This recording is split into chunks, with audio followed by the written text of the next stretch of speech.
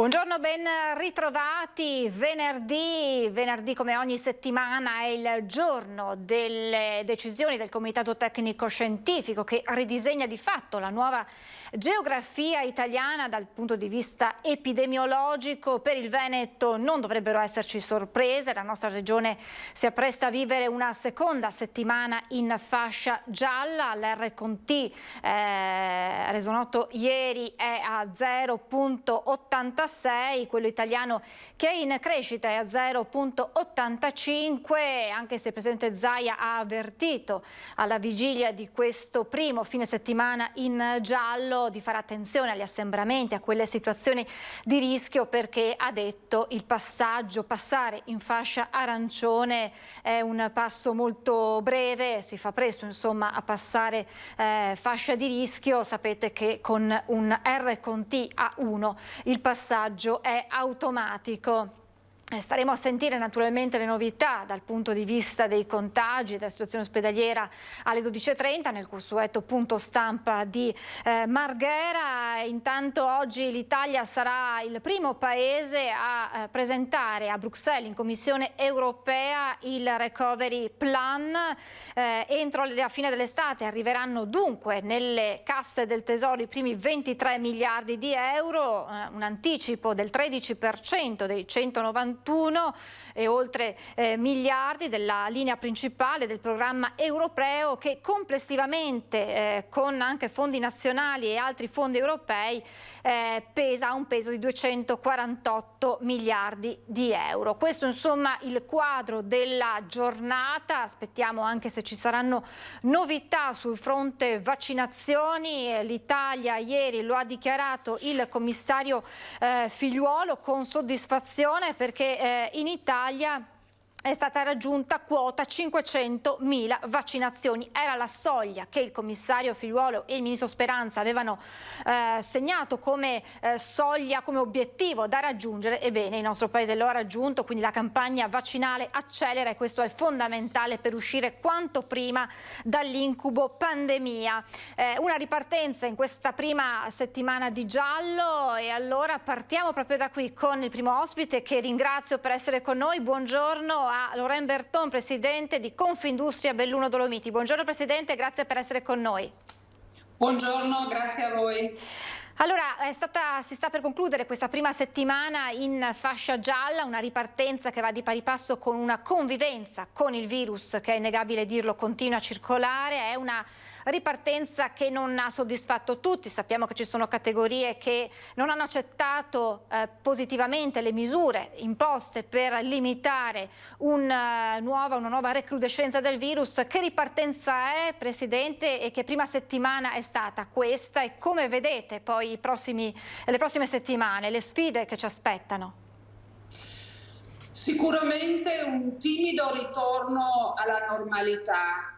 Un momento non facile, però io mi appello come il presidente Zaia alla prudenza, perché apriamo lentamente e non possiamo più tornare indietro, per cui come Confindustria ci appelliamo alla responsabilità dei cittadini e siamo certi che lo saranno. Nel bellunese in particolar modo posso dire che vedo che le regole vengono rispettate nelle nostre aziende, ma lo vedo anche nelle piazze e nelle strade. Il piano vaccinale sta andando avanti bene e spero continui così. Un piano vaccinale che punta a coinvolgere anche le aziende, quindi portare i vaccini all'interno delle aziende per mettere al sicuro i lavoratori. Nel bellunese qual è l'adesione a questo progetto che la Regione sta portando avanti insieme naturalmente alle associazioni di categoria? Ma le aziende che hanno dato la disponibilità sono tantissime, 51 per il bellunese, per cui un numero importante. Ma non solo, come Confindustria Belluno Dolomiti abbiamo dato la disponibilità di creare proprio un drive-in per le aziende. Stiamo parlando con il direttore generale, la dottoressa Carraro, e penso che tutti questi progetti insieme dovranno andare di pari passo, perché abbiamo bisogno di vaccinare presto, di vaccinare tanto e possibilmente subito. Un appello anche perché dobbiamo vaccinare anche i giovani e i nostri operatori, perché oggi i contatti sappiamo che passano soprattutto attraverso loro. Dobbiamo anche dare la libertà ai nostri ragazzi di poter essere più sereni. Ragazzi che hanno fatto tanti sacrifici in questo anno di pandemia e che quindi in qualche modo devono tornare anche loro alla vita di tutti i giorni senza però mettere a rischio la salute dei propri familiari. Presidente, le vaccinazioni mettono in gioco anche quella che è la competitività del nostro paese di fronte ad altri paesi europei ma anche mondiali che in qualche caso sono anche più avanti rispetto a noi sul fronte vaccinazioni. Assolutamente sì. Devo dire che noi, soprattutto nel bellunese, che esportiamo questo confronto, lo viviamo sulla nostra pelle, perché le aziende con cui lavoro io negli Stati Uniti praticamente sono tutti già vaccinati. Tanto è vero che l'economia americana sta riprendendo molto bene. Ecco, noi dobbiamo fare attenzione perché noi di quell'economia viviamo qui nel bellunese, perché esportiamo non solo occhialeria, parlo anche del mondo metalmeccanico e non solo. Per cui dobbiamo essere molto attenti e molto cauti, perché nei prossimi mesi dovremo rispondere forse a delle produzioni più importanti di quello che credevamo. Questo è sicuramente una bellissima notizia, ma nello stesso momento potremo vederci, come dire, fuori mercato perché i nostri lavoratori non sono in grado di essere al lavoro o hanno problemi a casa. Dobbiamo vaccinare subito, vaccinare tanto. Io ho esordito, Presidente, parlando del recovery plan che proprio oggi l'Italia per primo presenterà a Bruxelles. Restano ancora dei punti da chiarire e anche ieri il Presidente Zaia lo ha detto, non sappiamo ancora di quel tesoro inserito nel programma del governo quanto andrà a ricadere sui territori e quindi sul Veneto e poi su tutto quello che sarà anche il tessuto imprenditoriale. Sì, siamo stati i primi, dobbiamo essere anche i primi a presentare i progetti non solo in Europa ma a presentarli e a farli cadere sui territori. Io ovviamente al Presidente Zaia chiedo di non trascurare il bellunese, so benissimo che lui ce l'ha a cuore, ci sono le Olimpiadi, ma per fare le Olimpiadi e farle bene e poter essere fieri di queste Olimpiadi ci sono 5 anni e mezzo. In questi 5 anni noi dobbiamo portare nel bellunese quello che già in altre parti del nostro territorio c'è, sono le infrastrutture, la digitalizzazione. Ripeto, la banda larga è fondamentale, è importante, dobbiamo far cadere su questo territorio parecchio denaro perché noi abbiamo nel bellunese un gioiello però che è stato trascurato negli ultimi 20 anni e oggi abbiamo la possibilità di recuperarlo, non solo per quello che riguarda le aziende ma per quello che riguarda il turismo, per quello che riguarda l'agriturismo, l'ecosostenibile, abbiamo delle malghe bellissime, abbiamo la possibilità di avere una provincia all'interno delle province venete che sono già molto forti. Belluno si vuole allineare a Treviso, a Venezia. Noi abbiamo e possiamo fare i confronti e vogliamo essere anche noi una provincia che può camminare a testa alta. Una macro regione alpina, una macroregione montana che merita rispetto, che merita attenzione. Forse in questo caso ci si aspetta questo anche alla luce del fatto che all'interno del governo ci siano proprio rappresentanti del mondo bellunese. Assolutamente, io credo e penso che oggi, a prescindere dai rappresentanti bellunesi che chiaramente sono fondamentali, io ho rapporti con loro e non si negano mai, però penso che oggi è il Paese Italia che abbia bisogno di avere un progetto che sia solidale e trasversale. Dobbiamo correre tutti con la stessa velocità e purtroppo anche nelle nostre regioni, nel nostro Veneto, ci sono 2 velocità. Ecco, allineiamoci tutti, è un valore aggiunto per chiunque. Noi aspettiamo veramente con ansia il ripristino dell'aeroporto di Treviso, del porto di Venezia, cioè siamo tutti collegati, è un anello che si congiunge all'altro, non possiamo più pensare che un territorio può avere di più dall'altro perché ci facciamo solo del male. Presidente, quando si parla di provincia di Belluno spesso la mente va ai paesaggi spettacolari, alle montagne, ma la provincia di Belluno è molto altro, è anche industrializzazione, sono realtà che puntano all'eccellenza, che puntano al futuro. Ci sono anche dei progetti che avete in piedi anche con la rete con le università, insomma c'è molto altro e su questo bisogna puntare per il rilancio di questo splendido territorio. Assolutamente, Confindustria si sta impegnando tantissimo e penso che il ruolo di Confindustria in questi ultimi anni è stato importantissimo per il territorio. C'è la LUISS Business School, ma ci sono anche tutte quelle altre attività che stiamo facendo attraverso il Digital Innovation Hub, attraverso con l'Università di Padova, per esempio, a Trento stiamo facendo uno studio proprio sulle infrastrutture da presentare ai nostri politici. C'è tantissimo da fare, noi lo stiamo facendo, certo bisogna collaborare e poi bisogna realizzare questi progetti perché non possono più rimanere sulla carta.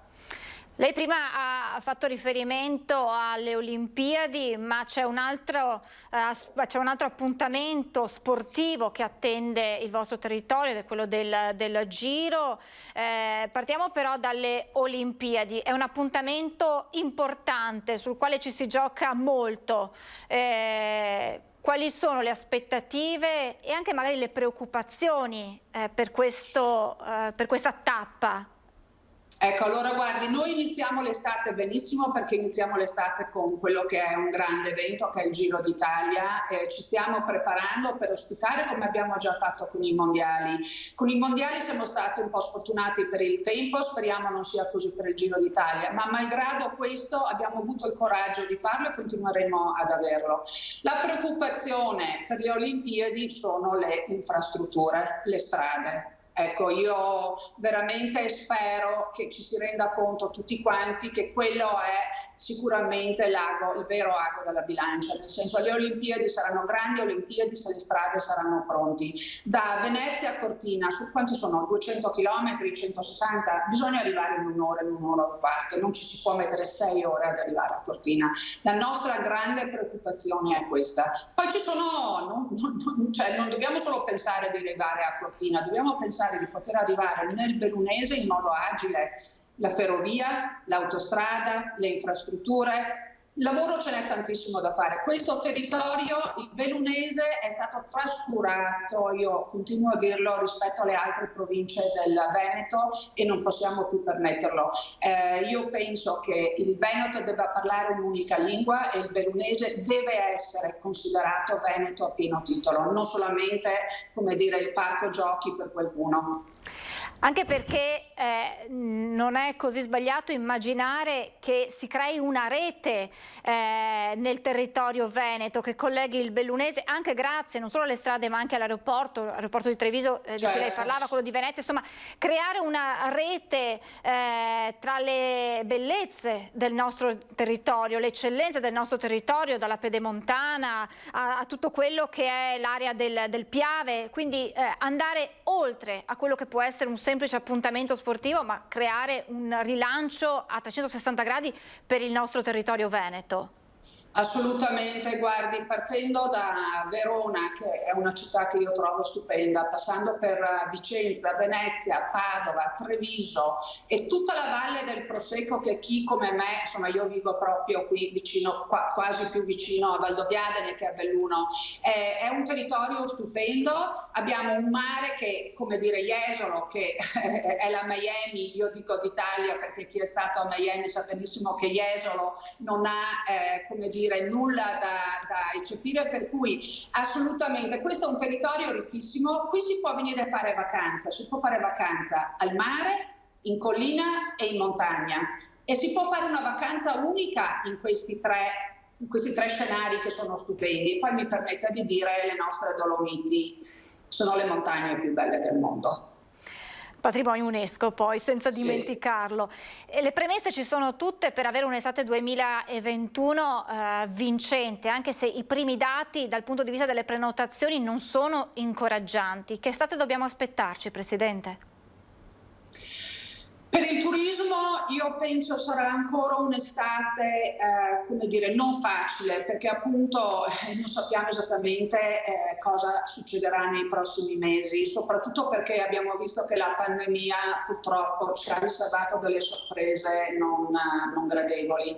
Io chiedo veramente a tutti, ma proprio alla gente, di essere cauta in questi prossimi 30 giorni, perché farà la differenza. Ha ragione il Presidente Zaia, attenzione che tornare in rosso è un momento, la lezione della Sardegna deve essere emblematica per tutti, per cui quello che faremo nei prossimi 30 giorni a mio avviso sarà fondamentale.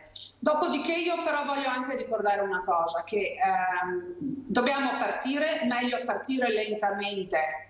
Attenzione, non possiamo più permetterci di chiudere. A me questo farebbe e fa veramente paura. Per cui l'appello è attenzione, cauti un po' alla volta. È faticoso per tutti, però se vogliamo arrivare a un inverno dove possiamo giocarci anche la stagione invernale nel vero senso della parola, dobbiamo essere molto molto attenti. E soprattutto i vaccini. È fondamentale.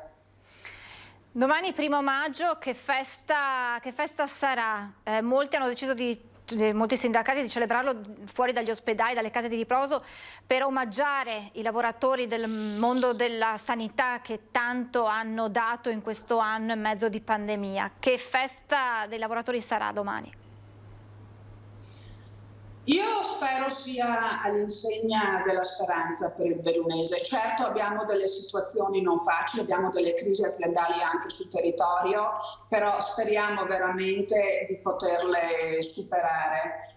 La festa del 1° maggio, io penso che il 1° maggio sarà la festa di tutti. Io mi ricordo anche, mi permetto di ricordare i nostri ragazzi, i giovani che hanno veramente sofferto e sono stati a mio avviso bravissimi. E voglio ricordarmi delle donne, perché forse le donne sono quelle che hanno sofferto di più la pandemia, sia per quello che riguarda i posti di lavoro che per quello che riguarda la situazione familiare. Non è stato facile per le donne gestire lavoro, famiglia, figli, malattia. È stato un carico pesantissimo, per cui una festa del 1° maggio che va a mio avviso all'insegno dei lavoratori, ma mi permetto di dire soprattutto alle lavoratrici. Che spesso pagano un prezzo più alto rispetto ai colleghi uomini, ce lo dicono i dati, e c'è ancora molto da fare da questo punto di vista.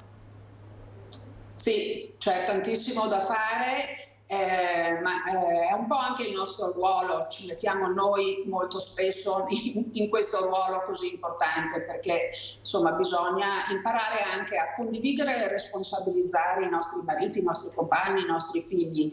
Io penso che oramai quello è un cammino che è iniziato. Certamente le donne hanno un percorso che è sicuramente più faticoso, e questo anno di pandemia è stato particolarmente faticoso. È stato faticoso per tutti, ci ha cambiati, anche non volendo, anche chi magari non ha avuto a che fare direttamente con il virus, ma tutto quello che ci ha circondato in questo anno e mezzo ha cambiato davvero tutto, e molti dicono non tornerà mai come prima, perché siamo stati segnati da questa esperienza così inattesa e così più grande di noi. Che cosa è cambiato, Presidente, in questo anno? Facciamo un bilancio, se è possibile. È cambiato un po' tutto, ci siamo ritrovati imprigionati, questa è la verità. Abbiamo capito forse quali sono i veri valori della vita, per cui io spero, auguro a tutti che alla fine di questa pandemia possa essere anche un percorso, una ripresa, diciamo, di quelli che sono i valori più importanti della vita, che non è la corsa ad avere le cose inutili, ma anche godere dei nostri territori stupendi. Io vedo per esempio i nostri paesi, sicuramente il bellunese sotto certi aspetti avrà dei vantaggi rispetto alla pandemia, perché la voglia di vivere nel verde, di uscire dalle città sicuramente c'è e ci sarà per il futuro. Un anno difficilissimo sotto tutti gli aspetti, anche a livello psicologico. Io mi chiedo, anche per le persone che vivono in città deve essere stato difficilissimo, perché insomma noi abbiamo il piacere di guardare fuori, di vedere queste bellissime montagne, ma in città è stata durissima. Io penso anche a chi ha vissuto la pandemia a Milano, a Bologna, a Roma, a Napoli. È stata durissima e non ne siamo ancora fuori, per cui dobbiamo tutti essere cauti, attenti, godere di questa piccola libertà che ci è stata data, perché è importante anche per avere un po' di energia, però io penso che bisogna essere attenti e seguire le regole, mascherine, lavarsi le mani e quant'altro, e poi sappiamo che solamente con i vaccini alla fine ne usciremo.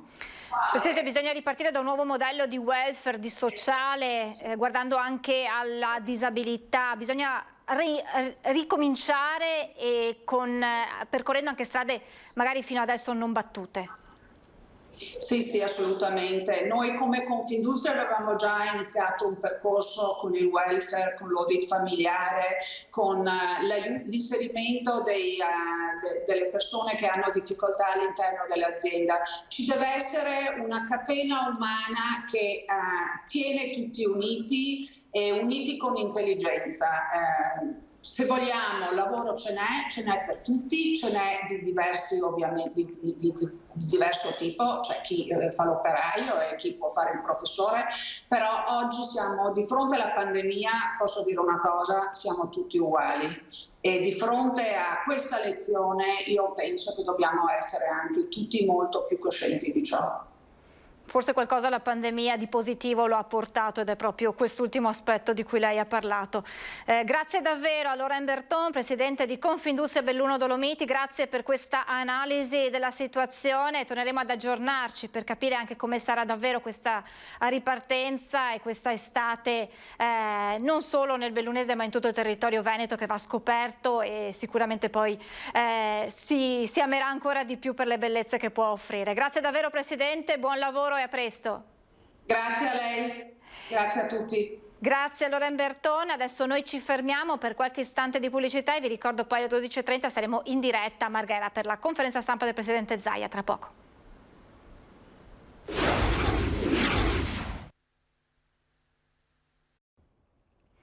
Rieccoci in diretta, vediamo subito un aggiornamento di cronaca che arriva dalla provincia di Belluno, da Belluno Centro per l'esattezza, lo leggiamo dal sito del Gazzettino. Principio di incendio in piazza, arrivano i vigili del fuoco e lo stroncano sul nascere. Alle 6:30 di oggi i vigili del fuoco sono intervenuti in piazza dei Martiri a Belluno per l'incendio divampato al quarto piano mansardato di una palazzina. I pompieri, arrivati con il personale di prima partenza e l'autoscala, sono entrati nell'appartamento in fase di ristrutturazione e hanno spento il principio di incendio circoscritto al bagno. Danni da fumo all'appartamento, le cause di probabile natura elettrica sono al vaglio dei tecnici dei vigili del fuoco. Le operazioni di soccorso e messa in sicurezza dell'abitazione sono terminate alle 9. Abbiamo parlato a lungo con la presidente di Confindustria Belluno Dolomiti, Laurent Berton, dell'economia, della ripartenza, del rilancio dell'Italia che cerca di uscire dalla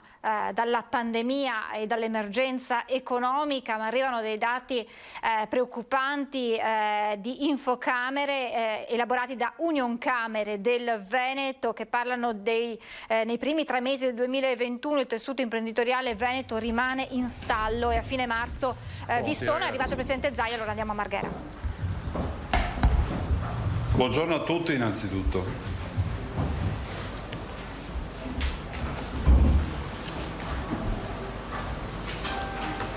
Per ancora un minuto.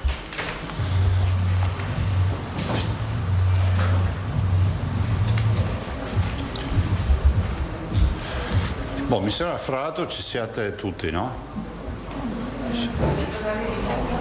Manca forse... allora dai, iniziamo, quindi un saluto a tutti e direi di iniziare una bella notizia. Eccola qui. Nelle ultime 24 ore abbiamo fatto quasi 50.000 vaccini, 48.492. È sicuramente un primato anche a livello nazionale, rapportato alla popolazione ovviamente. E ho sentito 2 o 3 volte ieri sera il generale Figliuolo via messaggio, perché poi gli ho dato anche gli aggiornamenti e siamo partiti da 45, alla fine abbiamo chiuso. Stamattina alle 6 gli ho dato l'ultimo aggiornamento che insomma è un bel risultato. Quindi perché vi do questo risultato?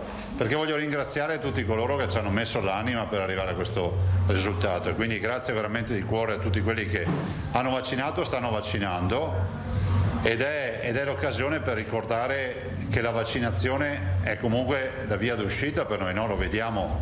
Peraltro c'è anche da dire una cosa, ne parlavo anche con autorevoli esponenti del mondo scientifico e a livello nazionale, si dice, pensate che Israele non ha più mortalità, cioè la mortalità che c'era, e quindi la vaccinazione ci porta a una situazione, diciamo, di assoluta tranquillità, però bisogna che ci arriviamo velocemente. Quindi se continuiamo di questo passo, e ormai la macchina è a regime, diciamo che il risultato viene e arriverà.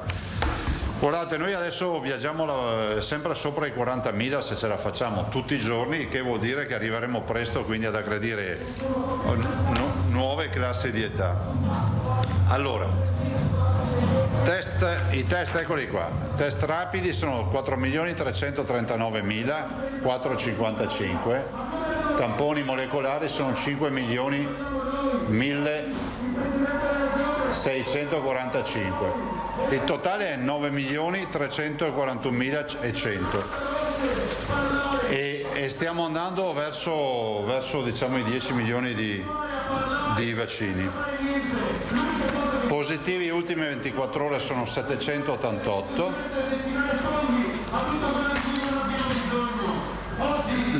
I 788 sono sostanzialmente il 2,13 su 36.957 tamponi effettuati.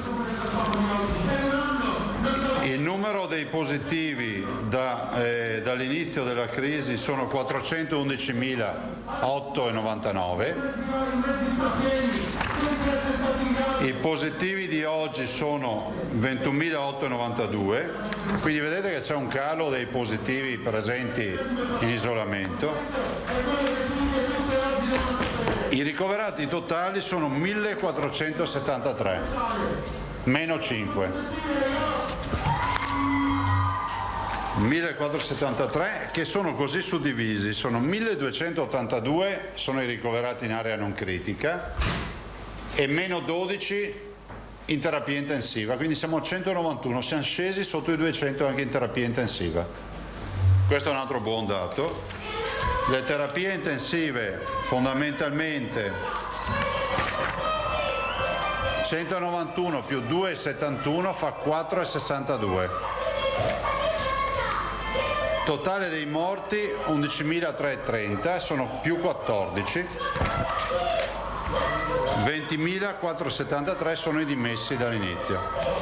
Allora, rispetto alle considerazioni da farsi sono queste. Noi abbiamo intanto una campagna vaccinale che sta andando avanti alla grande, e questo ve l'ho detto fin dall'inizio, con questi 48.492 vaccini. E faccio ancora appello e vi ringrazio per l'ottimo lavoro fatto in questi 2 giorni, li fate anche gli altri giorni, ma per i vaccini vi ho chiesto l'aiuto e ve lo richiedo. Appello a tutti i cittadini che hanno più di 60 anni di prenotarsi. Devo dire che ieri, dopo gli annunci, abbiamo avuto molte prenotazioni. È bene che ci siano ancora, diciamo, questi appelli, perché questo mi permette di dire che già da domani ci sono ancora dei posti liberi, pochi, e dopodiché avremo ovviamente domenica e poi ancora lunedì. Considerate che come arrivo dei vaccini noi abbiamo il dato, me l'ero segnato, forse ho perso, comunque arrivano domani 150.000 AstraZeneca che si aggiungono ai 222.000 vaccini che abbiamo già in casa da stamattina, e a questi si aggiungono le forniture di Moderna 20.000 e poi ecco, Moderna resta costante per tutto maggio, 29.000 a settimana. Sì. 14 di Johnson domani sempre. E 14.000 di Johnson & Johnson. E ecco, vorrei dirvi che Pfizer invece aumenta, Pfizer passa dai 150.000 ai 225.000 a settimana. Quindi abbiamo una garanzia di stabilità sulle forniture fondamentalmente di Pfizer e Moderna, che vuol dire 220.000 più altri 29.000 di Moderna. Fondamentalmente abbiamo circa 250.000 vaccini a settimana, diciamo, degli RNA messaggero, poi ai quali si aggiungono Johnson & Johnson e AstraZeneca. Ecco, il grande punto di domanda è su AstraZeneca, perché ad oggi noi non abbiamo certezza di forniture, diciamo, confermate per il futuro. Detto però, domani, da oggi scusate, abbiamo i 150.000 di AstraZeneca in arrivo, e questo ci permette di darvi questa contabilità. Quindi, per ricapitolare, 222.000 ce li avevamo di base stamattina, a questi ci aggiungete gli AstraZeneca che sono 150.000 extra, e poi abbiamo in arrivo i 20.000 di Moderna e i 14.000 di Johnson & Johnson. Chiusa la settimana praticamente. Insomma, di vaccini adesso ce n'è un po' di più, si sta vaccinando, apriremo ancora centri vaccinali, insomma, cercando di essere d'aiuto ai cittadini che vogliono vaccinarsi. Ricordo che il vaccino è volontario, non è obbligatorio. Dall'altro ringrazio anche i farmacisti che hanno chiuso l'accordo con le farmacie, che hanno chiuso l'accordo con la regione. Ringrazio i medici di base che stanno facendo un grande lavoro per tutti coloro che sono allettati a domicilio, quindi rispetto a quei pazienti. Devo anche dire che un fattore limitante sarà quello dell'utilizzo dei vaccini, cioè, mi spiego, noi abbiamo dei vaccini che hanno difficoltà di conservazione, e questa difficoltà di conservazione sono quelli, diciamo, surgelati, e questi, capite che nella distribuzione, diciamo, normale, che so, le farmacie o altro, diventano difficoltosi. Non avendo noi autorizzati sotto i 60 anni i vaccini, diciamo, più fruibili come Johnson & Johnson, che, diciamo, non è che non è autorizzato, diciamo, si dà come indicazione di utilizzarlo sopra i 60 anni, piuttosto che AstraZeneca, insomma, qualche problema ce l'abbiamo. Però direi in generale si va avanti.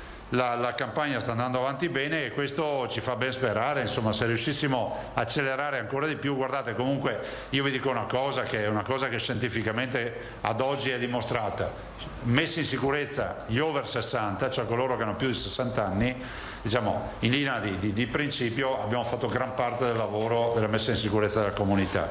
I giovani sono anche loro esposti ovviamente all'infezione, però hanno dei risvolti clinici e quindi delle necessità di assistenze sanitarie che sono di gran lunga, diciamo, meno importanti di quello che può accadere in un adulto, dico un cinquantenne, un over 60, o peggio ancora un settantenne o un ottantenne.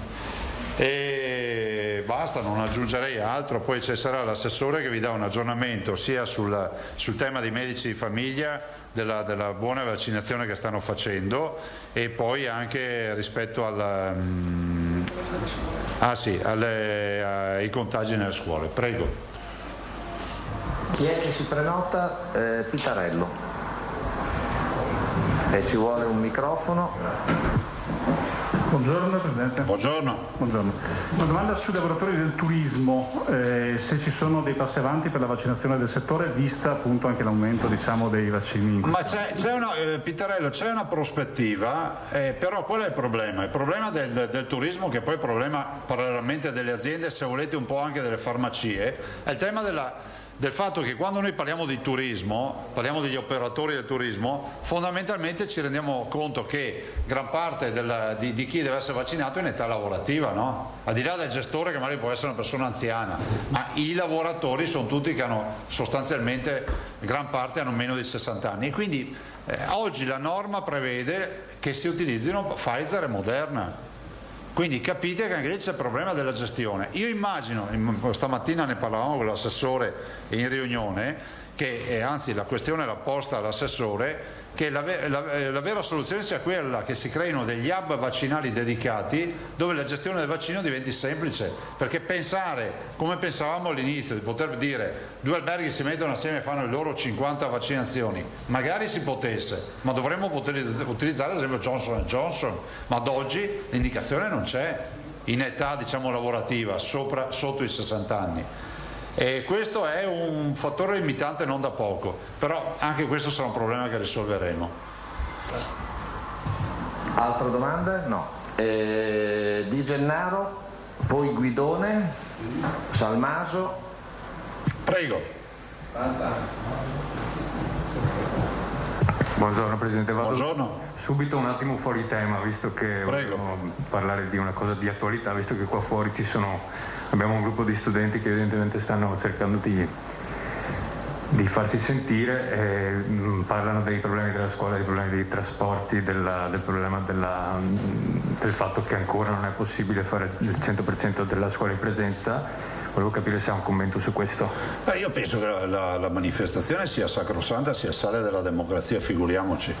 Abbiamo assolutamente ospitato e assolutamente, come si dice, direi anche visto moltissime manifestazioni in questi mesi, perché vorrei ricordare che i ragazzi sono oggi presenti, ma abbiamo avuto lavoratori, persone licenziate senza lavoro, commercianti che hanno le loro attività chiuse. La scuola è uno dei temi importanti di questa pandemia. E vorrei ricordare che il virus non l'abbiamo portato noi da qualche viaggio alle Maldive, cioè ci è arrivato addosso, e quindi dico che sui trasporti anche stamattina abbiamo fatto un incontro con la vicepresidente De Berti.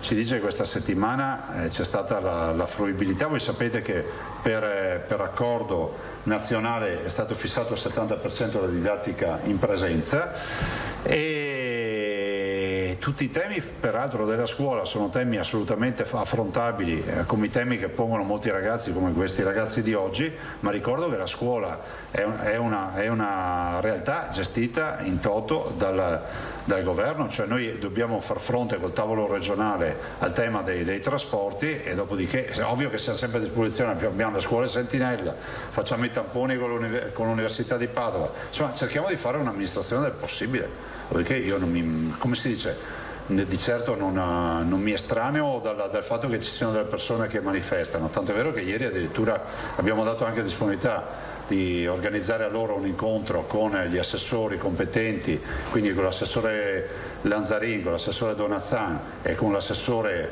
e con la vicepresidente De Berti, ma è stato detto che non era necessario, quindi basta, chiuso, andiamo avanti. Guidone. Sì, buongiorno Presidente.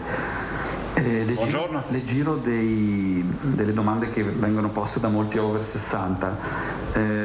Intanto le chiedo quando pensate realisticamente di completare la fascia dai 60 ai 60. Realisticamente io penso che se si va di questo passo, considerando che c'è sempre 1/3 delle vaccinazioni quotidiane più o meno che sono seconde dosi, quindi non le possiamo considerare nuove vaccinazioni. Oggi noi siamo con gli over 60-69, siamo al 20% di copertura, prima dose. Io penso che realisticamente se tiriamo come stiamo tirando adesso, a 10 maggio, massimo 15 maggio l'abbiamo chiusa anche questa. Però vedo che i cittadini si stanno mettendo d'impegno, perché come dico sempre io, scusate se lo ripeto, se avete deciso di vaccinarvi, entrate nel portale, andate in farmacia per prenotarvi, chiedete a qualcuno che vi dia una mano, ma fatelo nel periodo più breve possibile, perché ci permettete di partire da un'altra fascia di età. Avete sentore che ci sarà un'adesione almeno equiparabile a quella degli over 70? Ma gli over 70 non stanno andando male, perché ormai ci avviciniamo a un 70% di vaccinazione con una proiezione di un 75%. È ovvio, come in tutte le cose, no? Quando vai a scuola, no? C'è chi fa i compiti a giugno, i compiti per le vacanze, no? E chi invece li faceva a settembre, il giorno prima di andare a scuola, della riapertura. E sul vaccino c'è indole umana, c'è chi lo vuole fare subito, chi dice ma aspetta un attimo, chi dai se organizziamo la prossima settimana, però l'appello che faccio io: entrate, prenotatevi subito, la prima data utile, ci aiutate a essere più efficienti e a vaccinare altre persone. Ecco, l'ultima cosa, alla luce appunto dei dati che ha appena fornito circa la disponibilità soprattutto di Moderna e di Pfizer e dei problemi invece che ci sono stati di varia natura sia con AstraZeneca che con Johnson & Johnson, molti sessantenni si chiedono se saranno vaccinati appunto anche loro con Pfizer e con Moderna oppure se con AstraZeneca o Johnson & Johnson. Sopra i 60 anni sono utilizzabili tutti i vaccini, quindi Johnson & Johnson, AstraZeneca, Pfizer e Moderna. Decide il medico che fa l'anamnesi quale sarà il vaccino, non lo sceglie il cittadino perché poi la responsabilità è del medico, non del cittadino. Rispetto all'anamnesi, perché la firma, cioè voglio ricordare che resta una scheda firmata, cioè se il medico decide un vaccino ha valide motivazioni per decidere che vaccino far somministrare. E in base appunto in casa? Ovviamente sì, però non è che se abbiamo in casa solo AstraZeneca e uno non è titolato per fare AstraZeneca glielo fanno, gli diranno di tornare se sono finiti, no gli altri, ma non sarà così perché insomma adesso abbiamo, come si può dire, abbiamo un portafoglio, un menù di vaccini che ci permette di affrontare le anamnesi. Bene. E quindi se una persona decidesse di rifiutare, poniamo l'AstraZeneca, vale sempre la regola che finisce in coda? No, finisce che non lo fa, perché lui è nella prescrizione a AstraZeneca. Cioè non è che uno dice vabbè, ritenta e sarai più fortunato, cosa c'era scritto una volta, no? Nelle chewing gum dov'è che era scritto? Ritenta nelle chewing gum, Brooklyn. Ritenta sarai più fortunato, non funziona così perché ti ritrovi sempre AstraZeneca. No, se è così noi non vacciniamo più nessuno, cioè pensate solo al fatto che a quel punto vuol dire che una persona si sceglie il vaccino, non è possibile da un punto di vista scientifico. Grazie. Sì, vorrei ripetere che a casa mia che avevano titolo per vaccinarsi hanno fatto tutti AstraZeneca, cioè che qualcuno non gli venga dubbi. Grazie. Dopo Guidone abbiamo Salmaso e poi Van Zan e poi Zambon. Si hanno fatto tutti, deciso dal medico dell'anamnesi, non so neanche chi sia. Ma solo che l'anamnesi è molto veloce, è istantanea al Presidente, per cui probabilmente la gente vorrebbe tutta Pfizer partendo dal presupposto che forse la copertura di Pfizer è considerata superiore ad AstraZeneca. Guardi, io ieri mi sono fatto AstraZeneca, quindi nulla da dire, sì, sia ben chiaro. Quindi sei un giusto testimone. Come ti senti? Fortissimo come un leone, appunto per fare un paio di domande, per alzare un po' il tono di questa discussione. Allora Presidente... C'è solo un problema a prendere il 5G adesso, ma comunque... Bisogna coprire le voci dei ragazzi. No, a parte gli scherzi, lei giustamente, sempre con grande orgoglio, dice che il Veneto è il primo in Italia per i vaccini. Sì. Ecco, io mi sono permesso ieri, non so da dove arrivino queste statistiche che lei cita, che sono indubbiamente interessanti, però a guardare il dato che compare sul Ministero della Salute, i numeri sono un po' diversi. In testa sì, purtroppo sì, ma non è, questo sia ben chiaro, senza nulla togliere a livello di efficienza della macchina sanitaria veneta e alla qualità organizzativa di chi nel giro di 2 o 3 ore riesce a smistare migliaia di persone. Ecco, detto questo, in testa c'è la Liguria che ha il 91% di dosi somministrate rispetto alle ricevute, seguita da Molise e dall'Umbria con il 90%. Certo, sono piccole regioni per cui il confronto loro fanno anche presto ad arrivare a determinati. C'è poi un altro dato che è quello del numero di vaccinati in rapporto alla popolazione residente, e ancora qui c'è la Liguria che è in testa con il 38% e il Veneto che è al 32%, ma io sono convinto che ci saranno i risultati definitivi ancora migliori. Detto questo, mi è parso che Pfizer abbia messo a punto il vaccino anche per i ragazzi dai 12 ai 15 anni. Lei aspetta notizie dal Ministero della Salute? Cioè quando sarà autorizzato farà parte della proposta sanitaria anche penso in tutta Italia, e quindi anche noi, chi lo vorrà fare lo fa. Ma questo comporterà una revisione del programma oppure no? No, perché lo facciamo in base a delle indicazioni di natura ovviamente autorizzativa, cioè se l'autorizzazione dice dovete mettere in sicurezza per primi adesso i ragazzi che vogliono vaccinarsi o per i quali i loro genitori chiederanno vaccinazione, si farà così, cioè non decidiamo le priorità. Però rispetto ai vaccini vorrei dirti una cosa, che intanto, ma lo dico, guarda, non con tono polemico ma con tono costruttivo, a differenza di qualcun altro. Allora, intanto c'è da dire una cosa, che quando voi vedete il 91, 92, 93, noi domani probabilmente saremo 93, cioè sono numeri variabili perché è magazzino. Cioè significa che se hai il 93 vuol dire 7% in magazzino, ma noi possiamo avere, che so, l'8% o il 9% in magazzino perché abbiamo, che so, un contingente che è esattamente quello che accadrà la prossima settimana, di una montagna di richiami, perché essendo stati virtuosi prima adesso abbiamo dovuto fare magazzino, ad esempio AstraZeneca, perché non ce n'è. Quindi noi abbiamo 50.000 dosi di AstraZeneca, è impossibile toccarle, piuttosto che Moderna, perché abbiamo i richiami e non abbiamo certezza di arrivi, prima roba. Qualcuno può dire, e gli altri? Ma gli altri, se hanno vaccinato di meno all'inizio, hanno meno richiami da fare e quindi sono nella fase in cui possono vaccinare di più. Prima roba. Seconda roba, l'immunizzazione della comunità non è parallelamente proporzionale per tutti, per usare un termine un po' così più filosofico che matematico, nel senso che più piccola la comunità, più lo sforzo vaccinale dà rendimento, questo lo capite da soli. Il vero aspetto qual è? È la capacità vaccinale.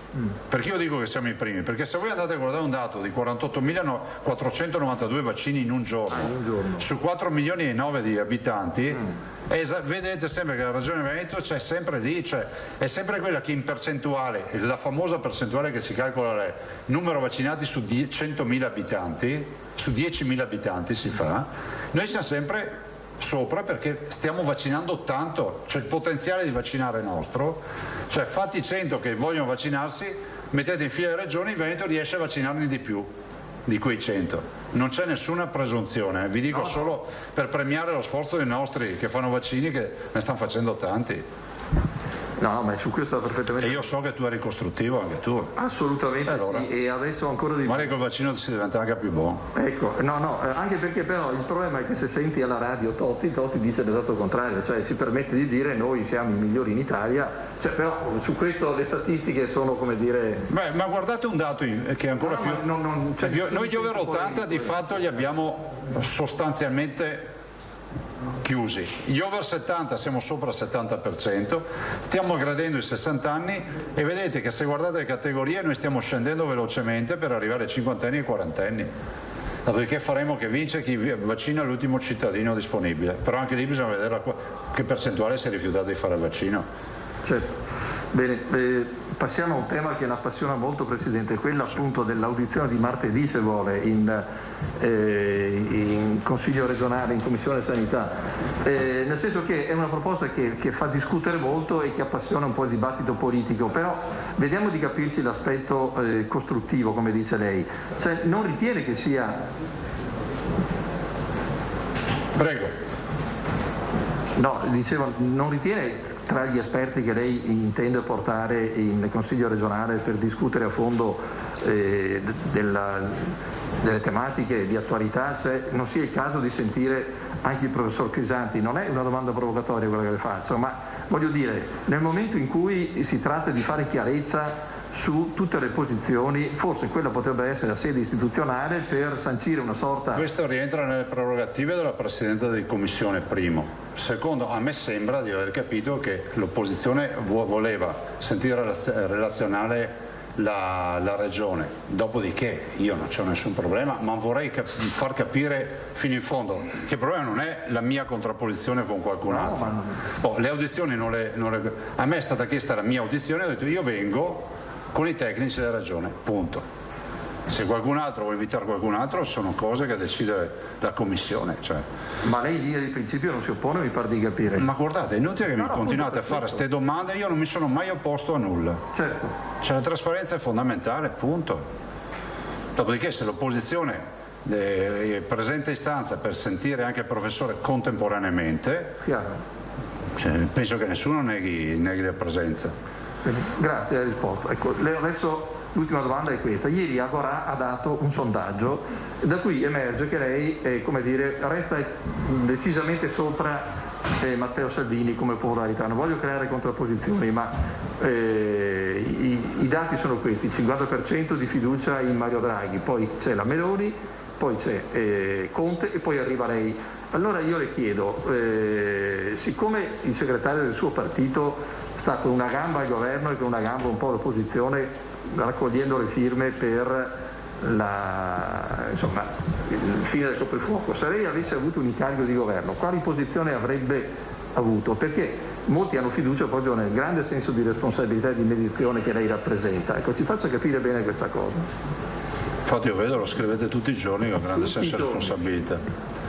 Vabbè, guardate, io dico questo, dico che il segretario sta facendo bene il segretario, punto. 2, vi invito a definirla queste manfrine del mio futuro, perché non ce n'è. Cioè, non avete ancora capito che non mi interessa il ruolo di Presidente del Consiglio, di segretario di partito, perché mi stanno solo che creando problemi. Tant'è vero che penso che questa attenzione e queste continue polemiche che ha il Veneto, che non si merita, siano dettate dal fatto che qui c'è qualcuno che gode di grande consenso da parte dei veneti. Allora, dico a coloro che contestano, se il problema è che non ti va quello che fa una persona, è legittimo protestare. Non parlo di ragazzi qui, parlo in senso generale, che sia chiaro. Se invece il tuo problema è che questo potrebbe diventare un problema domani, dormite tranquilli, registratevi tutti sti frame, non me ne frega, avete capito o no? No, è un problema però di fiducia e di affidabilità. Ma guardate, cioè, penso che i veneti abbiano dato un consenso tale per cui io debba dar corso alla fiducia che mi hanno dato i veneti. Allora, se siamo qui, io e l'assessore, prima c'era anche l'assessore Bottacci, e con tutti i nostri, siamo qui ormai da 14-15 mesi, cioè, ma secondo voi ci divertiamo? Dato per scontato che non lo facciamo per la campagna elettorale, perché c'è stata 6 mesi fa, finite anche queste manfrine di qualche disperato che la tirava fuori ogni tanto. Avete capito che lo facciamo per spirito di servizio? A me io non sono neanche ricandidabile, cosa me ne frega di farmi pubblicità, perché secondo voi ho bisogno ancora di far capire ai veneti che esiste uno che si chiama Luca Zaia che governa la regione? Dai! No, ma non era questo. Allora no, ma io ve lo sto approfittato, guarda, ho approfittato della tua domanda di dire, guardate, siccome vedo che ogni roba che si fa in Veneto ha una risonanza esponenziale, io penso che ogni volta che c'è una polemica è azione di governo che togliamo a beneficio dei veneti. Allora, a quelli preoccupati del mio futuro, state tranquilli, perché io mi occupo di Veneto, punto, non c'è altro, quindi non vado a fare Presidente del Consiglio, non me ne frega niente di far scalate politiche, robe del genere, tranquilli, perché ho l'impressione che anche questa polemica, che secondo me vista in maniera costruttiva la si poteva assolutamente chiarire, diciamo, carte alla mano, in maniera anche per dire alla fine siamo tutti qui a lavorare per i veneti, maggioranza, opposizione, tutti. Vedo invece che si vuole dare risonanza, allora se si dà, come si dice, se si vuole mettere benzina sul fuoco, guardate, io ho acceso tutti i panevini, chiaro, no? Non mi sono mai bruciato. Quindi adesso volete andare a vedo, se andare a vedo ovviamente day by day, perché quando si va al vedo bene si va giorno dopo giorno, e tu ogni giorno quando si alza il sole sai che è il giorno in più. Quindi lo dico per me, lo dico per chi ascolta, lo dico per voi che dovete tutti i giorni riempire la pagina, e quindi andiamo avanti, vediamo dove finirà sta storia. Guardate, male non fare, paura non avere. Non esiste che i miei tecnici vengano tacciati da gente distratta, o peggio ancora Lazzaroni, lo dico, sapete perché parlo di loro? Perché le scelte che vengono contestate sono attribuite a loro, sono loro che hanno, e che vengono tacciati come delle persone talmente disumani e poco attenti, che poi queste scelte vanno a dar vita a mortalità. Pensate che sono gli stessi che sono stati ringraziati dalla comunità per tutto quello che hanno fatto fino a ottobre-novembre di quest'anno. E sono gli stessi che passano giorni e notte a fare riunioni, a fare scelte per il Veneto, che ci vengono riconosciute dappertutto, per carità. Questo allora andiamo fino in fondo, no? Quindi martedì i tecnici vengono e ci mettono come al solito la faccia e daranno la loro versione. Se poi ancora non sarà chiaro, qualcuno andrà in procura, ci mette la firma e la faccia e andremo avanti.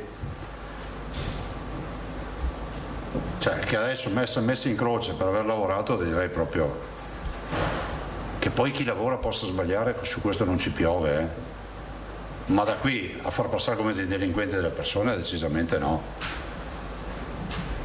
perché se l'obiettivo è sottoscritto dall'assessore, voglio ricordare che poi per la catena delle carte si arriva invece ai dirigenti. Sì, anche se tutti i DPCM però sono firmati dal Presidente della Regione come i decreti. Sì, guardate, voi dovete studiare, credimi che dovete studiare, perché i provvedimenti, te lo spiego così ti evito di aggiungere in preparazione a quello che stai dicendo, i provvedimenti vengono preparati no, lasciami finire, preparati dai tecnici, mandati in comitato tecnico scientifico, cioè gli scienziati dicono sì, va bene, arriva in comunità di crisi e viene approvato. Quindi non dite che il provvedimento uno lo scrive e tu lo firmi, perché non funziona così. Quindi tutto quello che c'è in giro è passato per il comitato tecnico scientifico regionale. I nomi sapete chi è il comitato tecnico scientifico? Il professor Navalesi, la dottoressa Cattelan, c'era Zambon Francesco, il professor Crisanti, il professor Vianello, il professor Baldo, il dottor Saia che è il coordinatore, la professoressa Tacconelli, che vedono i provvedimenti e dicono ni, sì, correggete qua. Ma i cittadini vanno informati bene, non si può far credere che uno passa per strada e dice a Zaia, senti, oggi punture a tutti, e Zaia dice facciamo punture a tutti. Scusatemi l'esempio, però un po' di rispetto anche per tutta sta gente che lavora. Hanno anche questi famiglie a casa. E anche di rispetto nei confronti di chi ha avuto morti in casa per Covid, che dai, vabbè, scusami se ho approfittato. E direi che a questo punto passiamo a Alda Vanzan. Presidente, buongiorno. Buongiorno. Scusa, mi sono assentata prima qualche istante perché erano giunte notizie di disordini fuori durante la manifestazione. Spero proprio di no. Non è ben chiaro. Hanno parlato anche di cariche, per cui questo non mi ha consentito di ascoltare la risposta alla domanda del collega, quindi le riformulo quello che volevo chiederle io. Lei andrà martedì in quinta commissione con i tecnici. Le quinte commissioni non le quinte, tutte le commissioni consigliari sono a porte chiuse. Prima della riunione sarà posta la domanda: avete nulla in contrario perché la commissione sia aperta al pubblico? E da quello che ho capito bisognerà votare e deve essere un voto all'unanimità, quindi c'è il rischio comunque che anche un solo bastian contrario dica no, io mi oppongo. E la commissione di certo la maggioranza vota a favore. Bene. Quindi vuol dire che sarebbe l'opposizione che vota contro l'apertura della commissione. Sarebbe una notizia.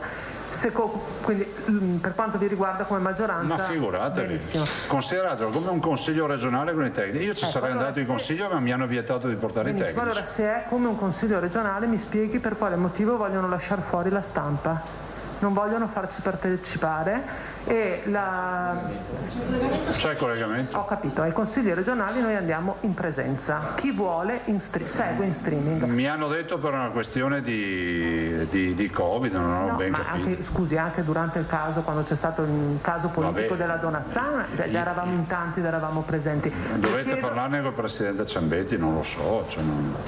Sì, chiaro che sono due enti autonomi, la Giunta e il Consiglio, però è curioso e glielo faccio presente. Che ci lasciano fuori per motivi di presenze, di numeri, quando durante tutti i consigli regionali, compresi quelli belli, vivaci, siamo stati presenti.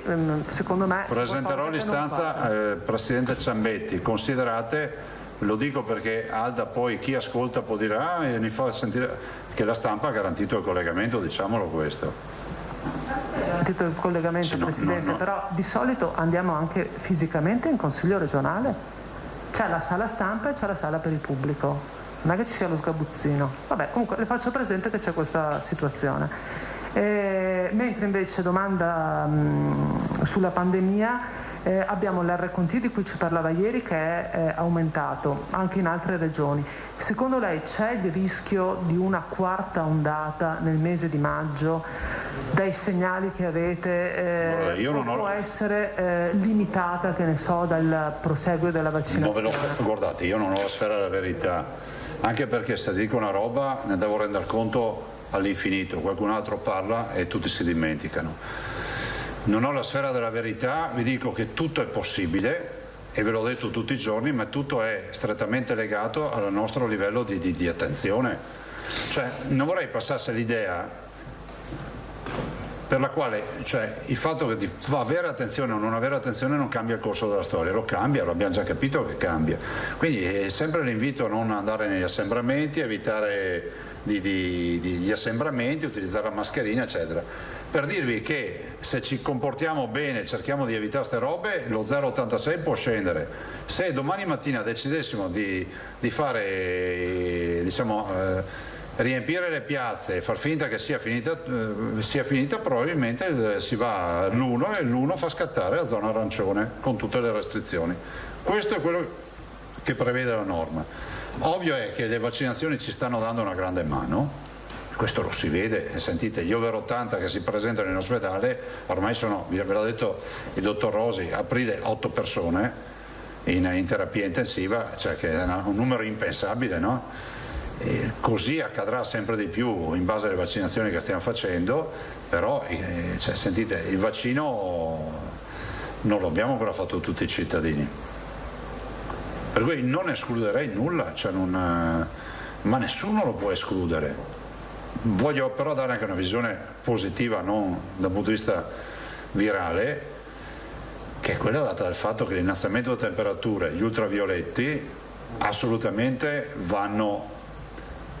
Anche stamattina parlavo con un grande virologo e mi diceva, guardi, è innegabile che questo virus abbia un comportamento molto correlato alla stagionalità e che ha comportamenti simili ai virus influenzali. E la mia domanda, ma secondo lei, prof, quando, e non chiedetemi chi è, che evoluzione ci sarà? Metto, guardi, se la vogliamo vedere in maniera meno benevola si va verso la direzione che ce lo gestiamo negli anni e diventerà ubiquitario, ma nessuno, anche hai preso il Covid, non gliene fregherà più niente a nessuno. Però dice, non lo escludo anche perché SARS è arrivata, tutti preoccupati, è scomparso il virus. È scomparso il virus. Qui stiamo parlando di virologi top level, cioè gente che è virologo sul serio. Quindi non escluderei che possa accadere anche questo, che magari la sorpresa sia che a settembre, oppure succede che a settembre avremo un'ulteriore nuova infezione che sarà però tamponata dal fatto che avremo tutte le fasce d'età a rischio vaccinate, quindi saranno curve, diciamo, molto più contenute, che è esattamente lo scenario peggiore, cioè, immagino, no? Cioè, lo scenario peggiore che abbiamo passato noi è stato quello di dicembre, senza vaccino e con una botta di virus da paura. Lei prima parlava, presidente, tra professori, di nuovi hub vaccinali. È un'ipotesi oppure avete già dato mandato alle singole ULSS? Per dire, il dottor Bramezza nella Pedemontana apre un hub vaccinale nuovo con 15 linee, lo sta aprendo, ce ne sono altri, Verona, cioè, diciamo che è una roba in itinere, no?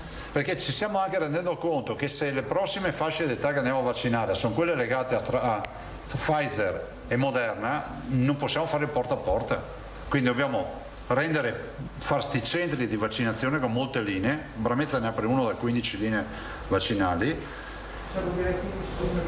15 postazioni, 15 processi autonomi che ospiteranno anche i medici di base a quel punto. Perché sapete, gli allettati e altri, scendendo di età, è inevitabile che ce ne siano di meno, no? Pensate che sugli over 80 avevamo su 400.000, avevamo 100.000 allettati, sui 70 scendono e sui 60 ancora di più, i 50enni comincia ad andare giù. Ok? Martina Zambò. Buongiorno Presidente, rimanendo sul tema delle vaccinazioni e proprio in quest'ultimo aspetto ci siamo resi conto che se dovremo usare quegli RNA messaggero servirà evidentemente la catena del freddo che sarà incardinata già in questi nuovi hub, per cui l'ex Eurobrico a Bassano immagino parlasse di quello. Alla luce di questo, le vaccinazioni aziendali dovranno essere ipotizzate lì? Stiamo valutando anche questo, cioè il tema delle vaccinazioni aziendali, che è un tema vincente perché comunque pian piano ci stiamo avvicinando all'età lavorativa, no? E che la raggiungiamo verso metà maggio, i 50-59, e ci siamo già con i 60-69, per metà in teoria dovrebbero lavorare in età lavorativa. E ci sembra di capire sempre di più che con le nuove circolari di attribuzione del vaccino in base alle fasce d'età noi non possiamo più pensare alla singola impresa che va a vaccinare, ma un gruppo di imprese che si organizza in modo tale che noi scongeliamo, perché c'è tutta una procedura anche rispetto al lotto, che non è che possiamo prendi una boccetta e va, perché poi devi ricostituire tutto quello che resta, c'è tutto un tema di tracciabilità, e quindi lo faremo con le aziende, si metteranno d'accordo, l'azienda X della situazione può fare anche da service anche per gli altri. Ma dovranno comprarsi, la brutalizzo, dei super frigoriferi no, per conservare, portiamo in giornata? No, portiamo noi in giornata. Però. No, non è complicato, lo fanno anche i medici di base quando vanno in famiglia. Il problema è che se tu scongeli per poca roba e vai in giro con questa roba, finisce che non portiamo la massa, magari con le siringhe già precaricate, e si fa l'iniezione. Però insomma le riusciamo a fare. Avete visto che le siringhe, mai nessuno le protesta per le siringhe che devo comprare, poco coraggiosi. Posso dire una roba, ma perché non hanno fatto in Veneto una grande protesta per la storia dell'OMS? Cioè, ma scusate, hanno penalizzato la regione, il dottor Zamboni ha fatto delle dichiarazioni importanti, non ho visto gente che si è stracciata le vesti per dire dovete difendere questa regione, tutti che si è girata da che altra parte. Bene, però su altri temi facciamo il consiglio straordinario. Troppo elitaria la questione dell'OMS. No, il dottor Zamboni è una persona seria. Sì, no, certo, però... Prego. E un'ultima cosa, rimanendo sempre sulle vaccinazioni e guardando un po' avanti, i primi vaccinati a breve potrebbero aver bisogno di fare un secondo ciclo? Stanno discutendo a livello nazionale, ma non hanno bisogno di un secondo ciclo al momento. Perché c'è una Perché si vede che scientificamente gli studi dicono che la copertura anticorpale viaggia oltre i 6 mesi, cioè, quindi sapete che all'inizio c'era il tema che non avevamo storia clinica e si parlava dei 6 mesi, ma poi si è visto insomma che la copertura c'è. No, ma è monitorata sta roba, quindi tutti tranquilli. Però se non saranno 6 mesi potrebbero essere 10, siamo ottimisti. Potrebbe essere l'anno, ma anche di più, ce lo diranno le autorità. Nel caso, secondo lei, a Campania, primo ciclo finito? Ma noi non chiudiamo i centri vaccinali. Esatto, questo volevo chiedere. No. Rimarrà un know-how in grado di velocizzare? Totale. Anche perché non è escluso che il prossimo anno, magari se l'evoluzione sarà meno benevola di quello che pensiamo, ci sia la variante del vaccino. Fra l'altro stanno funzionando benissimo i monoclonali, martedì avrò un incontro importante fra l'altro sui monoclonali, e cominciano a essere anche intramuscolari, non più in infusione quindi con la flebo, e che capite che si apre uno scenario nuovo, vuol dire che il medico di base può fare l'iniezione, vuol dire che sapete il monoclonale significa un po' di raffreddore, sei positivo al Covid, si fa subito. Ve l'ha detto il professoressa Tacconelli, 0 decessi, ma stiamo parlando di pazienti complicati, quelli trattati fino ad oggi. Grazie. Prego. E concludiamo con Moscati. Sì, buongiorno Presidente. Io quando prendo la parola buongiorno penso sempre che il problema che c'è. Adesso vediamo. Intanto volevo fare i complimenti a tutti gli operatori, perché tutti dicono, io posso testimoniare, non si sente niente. Si è fatto il vaccino? Sì. Da tanto? Un mesetto. Cioè, adesso bisogna stare attenti, signora, a dire da quando, perché uno fa subito il conto dell'età. Vabbè, diciamo che era anche altri motivi. Va bene. Comunque... no, è lesivo della privacy fare questa domanda, deve scusare. Esatto. No, dicevo che lei effettivamente avevo il sospetto che non me l'avessero fatta perché non ho sentito niente. Ecco, poi, no, a questo proposito, siccome ci sono tanti, io ho seguito tante persone che hanno avuto difficoltà con le prenotazioni, parlo della classe del gruppo 70-79 anni, perché effettivamente si pensa, beh, loro sono più autonomi, possono fare, in realtà hanno difficoltà a entrare anche nel telefono per fare la prenotazione. In più c'è una cosa che io gliel'avevo già detto, ma che mi chiedono che lei la dica, perché l'ho detta io ma non succede niente. C'è sempre nelle regole per presentarsi la scritta che bisogna scaricare il modulo e compilare l'anamnesi. Questo invece in realtà... Non necessariamente. No, c'è scritto così, guardi, vado a vedere. E siccome io ho cercato ma se uno non ce la fa, ci va lo stesso. Ma no, ma tutti, e questa è la novità, cioè nel senso che quando vai proprio all'accoglienza, con la tua tessera ti viene scaricato il modulo e con quello lo vai a compilare ex novo dal medico, perché il medico è lì proprio perché controllerà e dirà lui che cosa tu hai. L'unica cosa da ricordare è sempre quella dei farmaci. Ecco, questa era semplicemente da dire esplicitamente che, ed era questa la prima cosa. Se vuole... No, io lo ricordo. Allora, per agevolare il lavoro dei nostri clinici c'è il modulo da scaricare e si precompila. Insomma, un po' di lavoro fatto in casa risolve il problema dell'attese. Se no, una persona può andare tranquillamente lì, si porta la lista dei farmaci che ha, o la sporta se proprio non c'è neanche la lista, e poi il medico che fa l'anamnesi compila tutto, ovvio. Ecco, invece poi volevo segnalarle una cosa. Prego. Che in seguito anche a queste polemiche che ci sono state sui tamponi rapidi mi segnalano alcune aziende che fanno questi tamponi, esclusivamente i tamponi rapidi, che hanno avuto un gran calo di richieste di questi, e questo è anche un po' un danno alla collettività, perché ovviamente anche chi ha un piccolo sospetto si faceva un tamponcino e così magari si sentiva più tranquillo, e uno fra i... No, sì, non dipende da noi, guardi. Certo, ecco, no, volevo segnalarglielo. E poi no, basta, ho finito, guardi, nessun problema. Grazie. Buongiorno. E con questo, se non ci sono altre domande per il Presidente, lascio l'assessore. Passerei all'assessore. Buongiorno, buon lavoro. Arrivederci. Assessore, prego. Rinviamo un intervento sul 1° maggio, a proposito. Già uscito, grazie.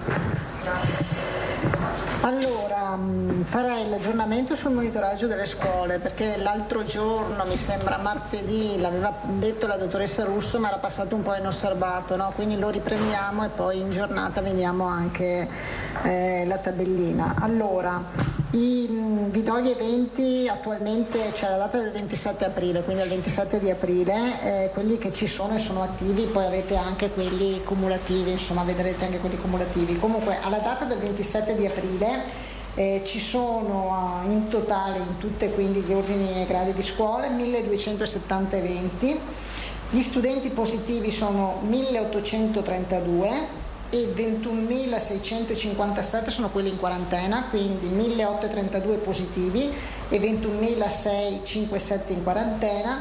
Per quanto riguarda invece i docenti positivi o gli operatori, 169 e in quarantena 1.593. C'è anche questa tabella, che poi ve la facciamo vedere, in cui vedete in base alle fasce d'età l'incidenza. Allora, quella che cresce di più, che è quella rossa non tratteggiata ma quella rossa continua, vedete che quindi in ultimo è la fascia 0-14, e l'altra, quella tratteggiata, che è quella seconda, insomma per capirci, è la fascia 15-24, mentre le fasce nere sono quelle degli over 85, quindi over 80, scusatemi, insomma, quindi le persone più anziane, che sono quelle che hanno già la protezione. È totale, tutte le fasce, però essendoci le fasce scolastiche, vedete che le fasce scolastiche, quindi 0, 14, 14, 24, sono quelle che comunque alla data del 22 sono quelle che danno un trend, insomma, in crescita, contenuto, ma comunque insomma in crescita. Questo a testimonianza che il discorso che le fasce più, tra virgolette, anziane sono state protette, i risultati ci sono da questo punto di vista. L'ultimo dato che vi do è quello invece dei medici di medicina generale. Alla data di oggi noi abbiamo 2250 medici di famiglia che stanno facendo vaccini sui 3009 presenti in Veneto e hanno effettuato 75.000 somministrazioni. La maggior parte, molte sono state le somministrazioni a domicilio, però poi loro sono stati anche e sono tuttora sia nella fascia 70-79 sia nella fascia 60-69, cioè in base alle fasce che sono state aperte come a livello regionale, chiaramente anche loro stanno vaccinando quel target di popolazione. Ultimo aggiornamento che vi do sulle farmacie, ne abbiamo parlato anche stamattina in conferenza, in riunione con i direttori generali. Voi sapete che è stato approvato l'accordo, le USL stanno predisponendo all'interno dei centri vaccinali il famoso tutoraggio, ossia quello che serve per essere definitivamente abilitati dopo il corso che loro hanno fatto a distanza, corso dell'Istituto Superiore di Sanità. È chiaro che, come diceva il Presidente, per quanto riguarda le imprese, ma anche per le farmacie, si pone il problema del vaccino, nel senso del quale vaccino e il discorso logistico e anche di catena del freddo e quant'altro.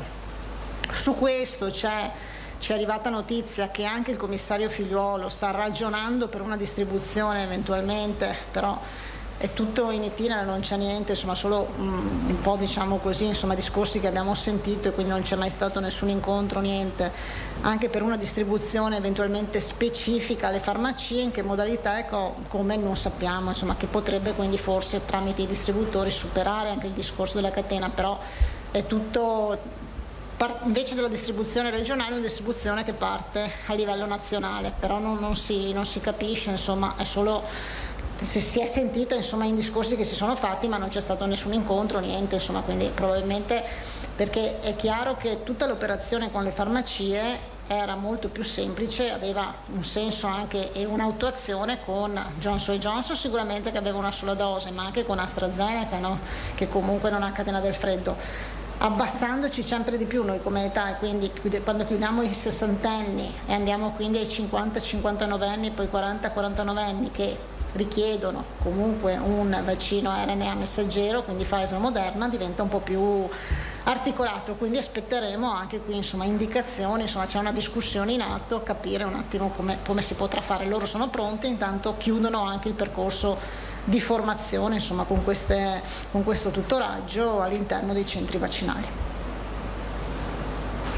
Domande per l'assessore Vanzan, Moscati, qualcun altro? Salmaso. Assessore, non ho capito, cioè l'ipotesi che circola è che i vaccini da Roma, da Pratica di Mare, da dove sono, andrebbero direttamente alle farmacie? Più che un'ipotesi, abbiamo sentito in alcune regioni che hanno detto che hanno provato a porre la questione, che verrà posta in maniera ufficiale martedì pomeriggio, che abbiamo Commissione Salute, e quindi verrà posta in maniera ufficiale del martedì pomeriggio in Commissione Salute, come potrebbe essere la distribuzione e il coinvolgimento delle farmacie, con il fatto che oggi i due vaccini principalmente che potrebbero essere utilizzati sono quelli che hanno una catena del freddo, e quindi capiremo martedì probabilmente se ci saranno delle indicazioni.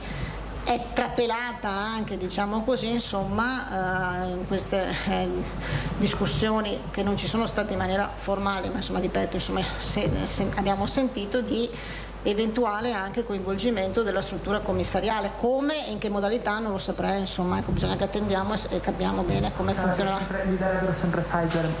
Sì, sempre per i vaccini che sono previsti per quei target, però da capire come, insomma, ma oggi non abbiamo niente e ripeto, martedì le regioni insomma lo porranno anche in Commissione Salute che abbiamo martedì pomeriggio alle 15. Moscati, Salmaso. Sì, buongiorno Assessore, mi scusi, mi è arrivata una richiesta io sono assolutamente ignorante in materia, mi dicono che a livello nazionale il morbo di Crohn è stato tolto dalle patologie, e almeno non a livello nazionale, a livello veneto, e pertanto questa patologia avrebbe bisogno di Pfizer o Moderna come vaccinazione. La persona che mi segnala, cioè noi non riusciamo a prenotarci, non riusciamo a entrare. Allora adesso io non lo so se è stato tolto o non è stato tolto, noi abbiamo seguito il piano nazionale, comunque so che il centro malattie rare di Verona, la professoressa Facchin ci ha fornito anche un elenco, e noi abbiamo fornito ad Azienda Zero per inserire anche altre patologie di malattie rare che non erano contemplate a livello nazionale, ma che abbiamo, e quindi so che Azienda Zero stava anche inserendo dei codici di alcune malattie che non sono contemplate. Non lo so, può essere che ci sia anche questo, non lo so, però in aggiunta, perché insomma c'erano e ci sono alcune malattie rare che hanno anche dei codici di esenzione che non erano inseriti. Grazie. Salmaso. Buongiorno Assessore, le volevo chiedere, tornando alle scuole, 1832 positivi ha detto, sì. 21.568 in quarantena, sì. Ci può dire dove le scuole non hanno localizzazione? No, ce li abbiamo suddivisi e vi daremo insomma la tabellina per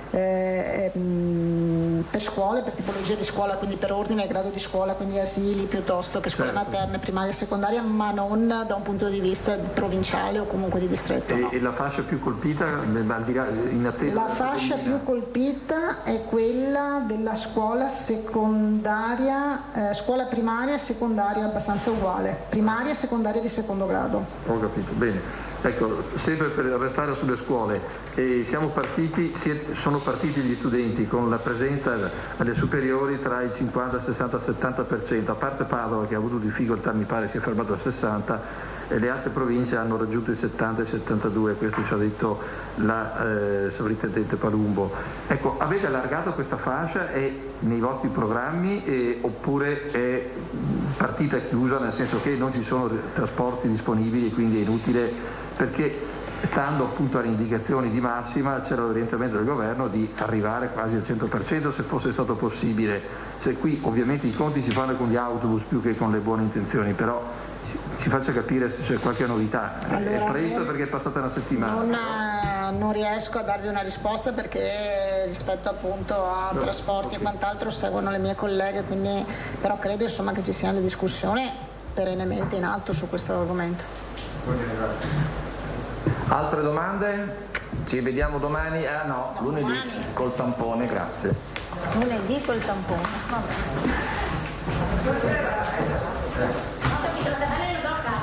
La chiusura della conferenza stampa nelle parole dell'assessore Lanzarin, che ha fatto un po' il punto partendo dalle scuole, arrivando poi alla collaborazione dei medici di medicina generale. Ma andiamo con ordine, partiamo dalle parole del presidente Zaia, che ha iniziato con un dato positivo, 48.492 vaccinazioni, quindi poco meno di 50.000 vaccinazioni eseguite in 24 ore in Veneto. La campagna vaccinale dunque corre nella nostra regione, forte anche delle forniture di vaccini che stanno arrivando e che sono arrivate. Moderna in arrivo a 20.000 dosi, ma poi ci si fermerà a 29.000 dosi a settimana. Johnson & Johnson invece viaggerà a 14.000 forniture a settimana, e ancora Pfizer aumenterà le forniture arrivando a 225.000 dosi a settimana. Dunque un aumento con una stabilità sulle forniture che permette di pianificare.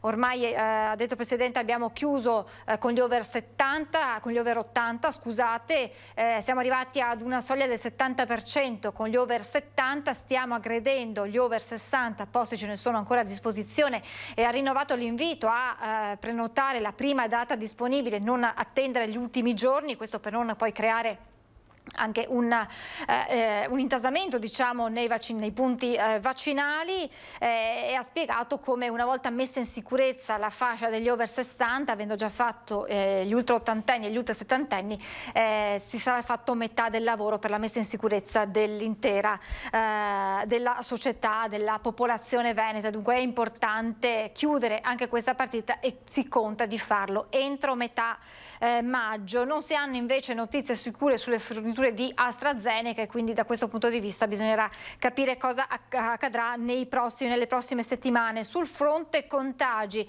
nelle ultime 24 ore si sono registrati 788 nuovi positivi in Veneto, con un'incidenza rispetto ai tamponi fatti del 2,13%. Per quanto riguarda il fronte ospedaliero, sono 1473 le persone in questo momento ricoverate per Covid in Veneto, con 5 pazienti in meno nelle ultime 24 ore, che vanno inquadrati in questo modo. Sono 1282 le persone ricoverate in area non critica, con un incremento di 7 pazienti. Dunque dopo molti giorni, settimane anche di segno meno, oggi si segnala un più 7 pazienti in area non critica.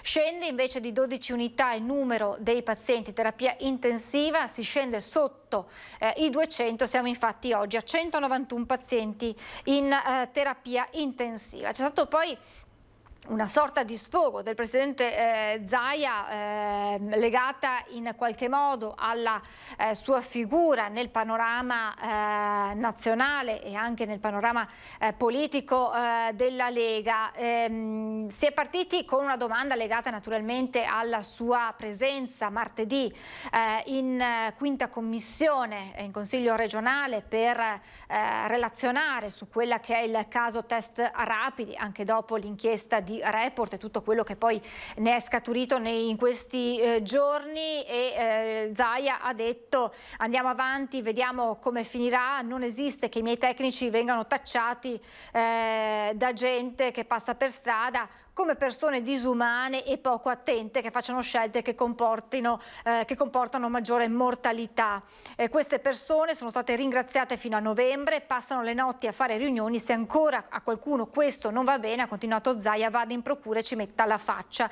Sbagliare è possibile, ma da qui a far passare per delinquenti i dirigenti ce ne vuole. I provvedimenti vengono preparati dai tecnici, mandati al comitato tecnico scientifico, arrivano in comunità di crisi e poi vengono approvate, ha concluso ancora Zaia. Che poi ha detto ancora sulla prossima audizione in commissione al Consiglio regionale, come detto il prossimo 4 maggio, martedì, ha detto che sarà presente, non è una contrapposizione con nessun altro, ho detto che vengo con i tecnici. E alla domanda fatta da un collega sulla se all'audizione potesse essere presente anche il professor Andrea Crisanti, Zaia ha risposto: questo rientra nelle prerogative del Presidente della Commissione, io non mi sono mai opposto a nessun altro, la trasparenza è fondamentale. Se l'opposizione chiede di sentire contemporaneamente anche Crisanti, nessuno si oppone, ha aggiunto ancora Zaia.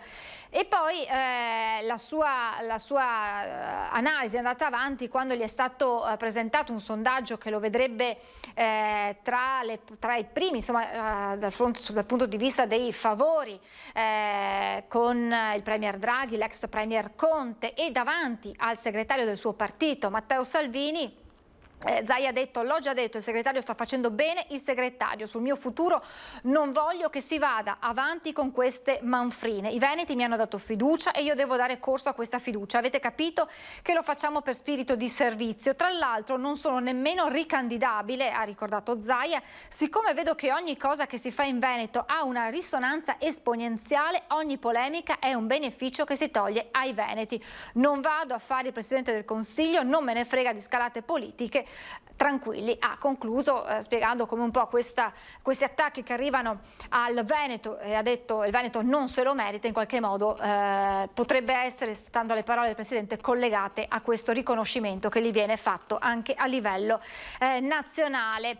L'intervento poi dell'assessore Lanzarin, che è partita dalla situazione nelle scuole del Veneto. Anche nella Marca Trevigiana in questi giorni nei nostri telegiornali ne abbiamo parlato ampiamente, perché c'è stato un incremento significativo di classi in quarantena. Il panorama del Veneto, aggiornato al 27 aprile, parla di 1270 eventi, ovvero classi in qualche modo interessate da monitoraggio o da quarantene. Sono 1832 gli studenti positivi, oltre 21.500 gli studenti in quarantena, 169 docenti e personale ATA positivi, 1.593 sempre docenti o personale ATA in quarantena.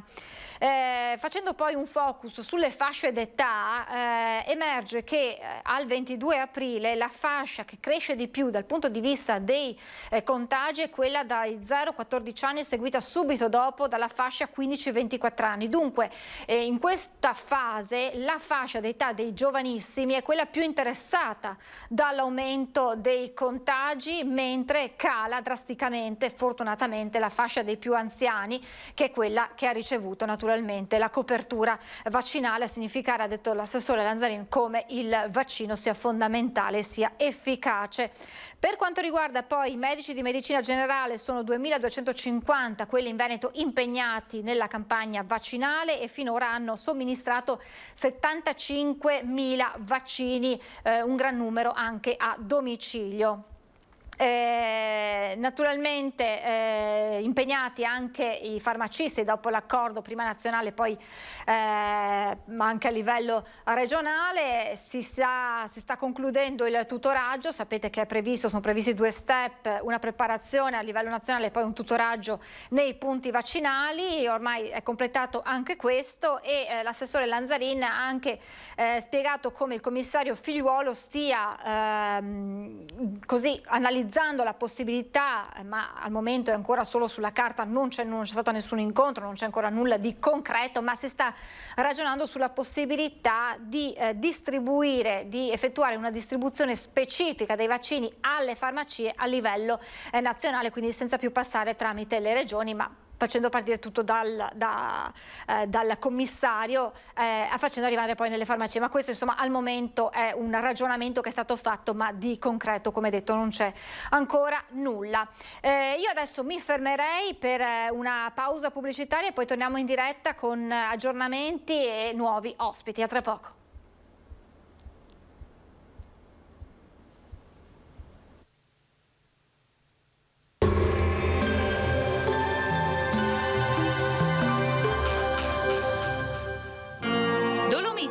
Serramenti in PVC di alta qualità fatti per durare nel tempo a Longarone, Poincico di Zoppola e San Donà di Piave.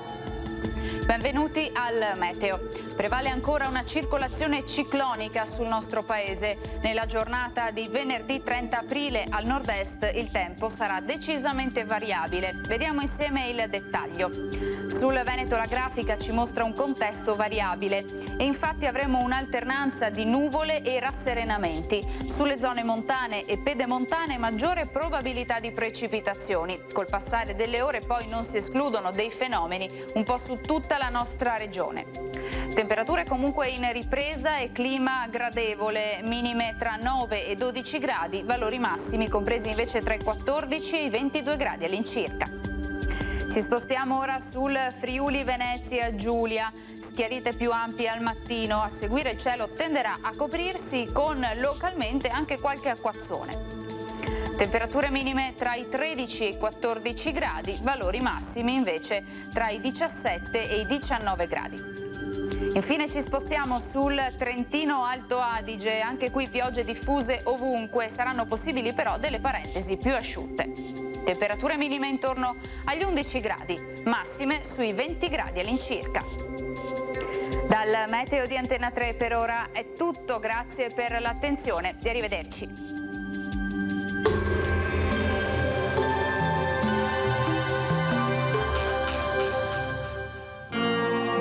Fortes, serramenti in PVC di alta qualità fatti per durare nel tempo, a Longarone, Poncico di Zoppola e Sandona di Piave.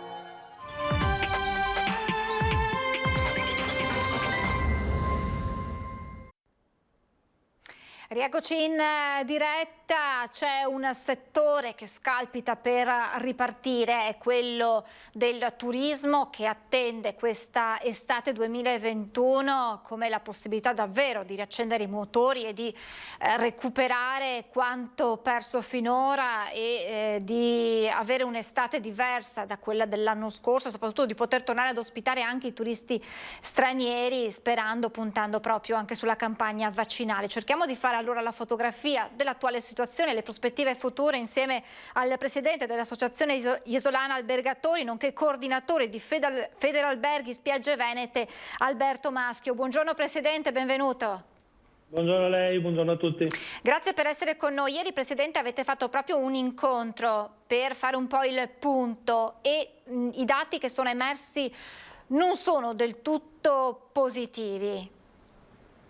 Ahimè no, non sono del tutto positivi, poi i dati che sono fondamentali nel mondo dell'impresa sempre di più, ma soprattutto nella programmazione vanno anche analizzati. Devo dire che i dati ad oggi non sono, come diceva prima, confortanti, perché vediamo un'occupazione media delle spiagge venete che non supera un 17% fondamentalmente, quindi nel periodo da metà maggio a metà settembre percentuali piuttosto basse. È pur vero che l'anno scorso abbiamo assistito a un fenomeno del last minute che è tornato a verificarsi, direi, prepotentemente, e che quindi è facile immaginare che quest'anno si realizzi di nuovo sia per i mercati stranieri che per i mercati interni. Certo che è difficile programmare il lavoro nelle nostre imprese, ma soprattutto anche le assunzioni dei nostri collaboratori con così poche certezze.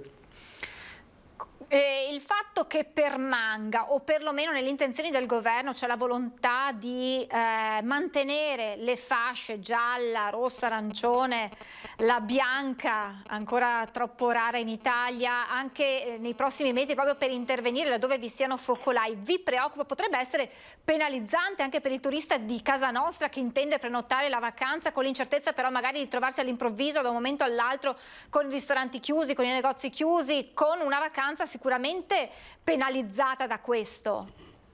Ma io direi che è quanto di più lontano ci sia dall'idea di vacanza, ma soprattutto quanto di più utile ad allontanare il desiderio di vacanza nella testa delle persone. È evidente quello che diceva, non possiamo immaginare, ed è il motivo per il quale abbiamo sempre chiesto che per il periodo estivo fosse rivista la modalità, o quantomeno, diciamo, in termini chiari fossero aboliti i concetti dei colori, delle zone a colore, perché è impensabile che appunto il nostro ospite che arriva in zona gialla o bianca ci si ritrovi a metà soggiorno con un altro colore, con delle condizioni che cambiano, che mutano improvvisamente, e che quindi veda azzerarsi, annullarsi il suo desiderio e la sua giusta necessità, anche visto quello che stiamo vivendo anche umanamente, di vacanza, e quindi in quel caso credo farà fatica a trovare soddisfazione, perché ribadisco, trovarsi magari a metà soggiorno con la chiusura dei locali, con il coprifuoco, altra cosa che auspichiamo ovviamente venga abolita quanto prima. Insomma, andiamo tutti in vacanza, sappiamo cosa ci aspettiamo da una vacanza, abbiamo dimostrato l'anno scorso di saper affrontare la situazione con grande serietà, con grande impegno da parte degli operatori che hanno garantito prima di tutto le proprie imprese, i propri collaboratori, ma soprattutto i propri ospiti, e l'abbiamo fatto, ripeto, in maniera egregia, efficiente ed efficace. Non vedo perché quest'anno dobbiamo scardinare quel sistema, quel metodo che l'anno scorso ha dato frutti così sufficientemente per quanto riguarda le imprese, direi invece ottimi per quanto riguarda la crisi pandemica visti l'anno scorso. Per questo ponte del 2 maggio c'è una percentuale bassa di prenotazioni, almeno da quanto è emerso proprio ieri dal vostro punto. Qualcosa in più per il ponte del 2 giugno e naturalmente siamo solo a maggio, per cui per prenotare le vacanze estive c'è ancora tempo a disposizione. Ma che lettura date di questi dati, di questa percentuale? Che cosa sta frenando il turista italiano, ma anche il turista estero, a prenotare laddove, in quelle località che sono ormai una seconda casa, pensiamo al turista austriaco, tedesco, che insomma è solito, è un abitué dei nostri territori. Che cosa li sta frenando in questa estate, che dovrebbe essere l'estate, come detto prima, della ripartenza vera e propria del nostro turismo? Ma direi che, allora, partendo dai dati, sì, quelli che vediamo ora per il ponte del 1° maggio sono dati estremamente bassi rispetto a quelli a cui eravamo abituati in queste festività. Chiaramente il fenomeno della bassa stagione vedeva dei picchi molto importanti nei periodi di Pasqua, nel periodo del ponte del 25 aprile, del 1° maggio, che raggiungevano anche picchi importanti del 70-75% di occupazione media, chiaramente concentrati nei giorni del ponte. Quest'anno siamo ad un scarso 10% circa. È pur vero che rispetto al 2-3% al quale eravamo abituati nei weekend scorsi, insomma, è già mettiamo così, un piccolo segnale. E sulla stagione chiaramente invece la situazione è un po' diversa. È vero, c'è tempo per prenotare, ma sempre perché appunto le aziende hanno bisogno di programmare, eravamo abituati ad arrivare a questo punto con tassi di occupazione che toccavano tranquillamente il 40%, 45% della parte centrale della stagione. Oggi siamo appunto, come dicevamo prima, molto molto più bassi. Cosa sta frenando? Sta frenando sostanzialmente, racchiude in un termine il freno, è incertezza. L'incertezza è la stessa che avevamo l'anno scorso. Ci ritroviamo a distanza di un anno nella medesima condizione, questo è quello che fa male e che inizia a far soffrire gli imprenditori e le nostre aziende, perché non dimentichiamoci che dietro le aziende ci sono gli imprenditori e che quindi gli imprenditori sono persone, hanno famiglie come i nostri collaboratori che hanno bisogno di risposte certe, come gli ospiti che devono poter sapere con certezza quando poter programmare con serenità le proprie vacanze. Noi siamo in grado di poter garantire loro quanto necessario perché possono fare delle vacanze in sicurezza, ma noi dobbiamo dare loro delle risposte, dobbiamo comunicare ai mercati interni e soprattutto ai mercati esteri, perché guardate che per noi, per il Veneto, ma per la costa veneta sicuramente, i mercati principali sono Austria, Germania e Svizzera, e in questo momento non stiamo comunicando a questi mercati serenità nel poter fare vacanza da noi, cosa che invece stanno facendo i nostri competitor internazionali. Su tutte pensiamo alla Grecia, alla Spagna, piuttosto che alla Croazia, che già mesi fa sono partiti comunicando un'importante campagna vaccinale che avrebbe garantito sostanzialmente le isole covid-free per il periodo estivo. Noi siamo ben lontani dal poter comunicare questo. Come imprese siamo certi di poter garantire, ribadisco a gran voce, quella sicurezza, quella tranquillità che già l'anno scorso siamo riusciti ad offrire, ma abbiamo bisogno di tempi certi. L'ultima proroga al 15 di maggio per le quarantene obbligatorie per chi entra da altri paesi stranieri certamente non ci fa bene. Sarebbe utile pensare non a 15 giorni in 15 giorni, ma oggi abbiamo bisogno che ci dicano che dal 15 di maggio si potrà viaggiare. Invece per aspettare che ce lo dicano dovremmo aspettare il 14 di maggio. Questa non è programmazione. La gente ha bisogno di una finestra di tempo nel quale di acquisire sicurezza, valutare di fare una vacanza, prenotare il soggiorno e partire. Questo non è, il turismo non è un interruttore on e off che il giorno dopo che mi avete detto potete viaggiare e partire in sicurezza, senza pass vaccinali, senza quarantene, la gente parte la sera stessa per venire in vacanza. Ci sono dei tempi. Si chiama programmazione anche per il turista, per l'ospite, perché programmare una vacanza non lo si fa oggi per domani, e mi pare abbastanza evidente.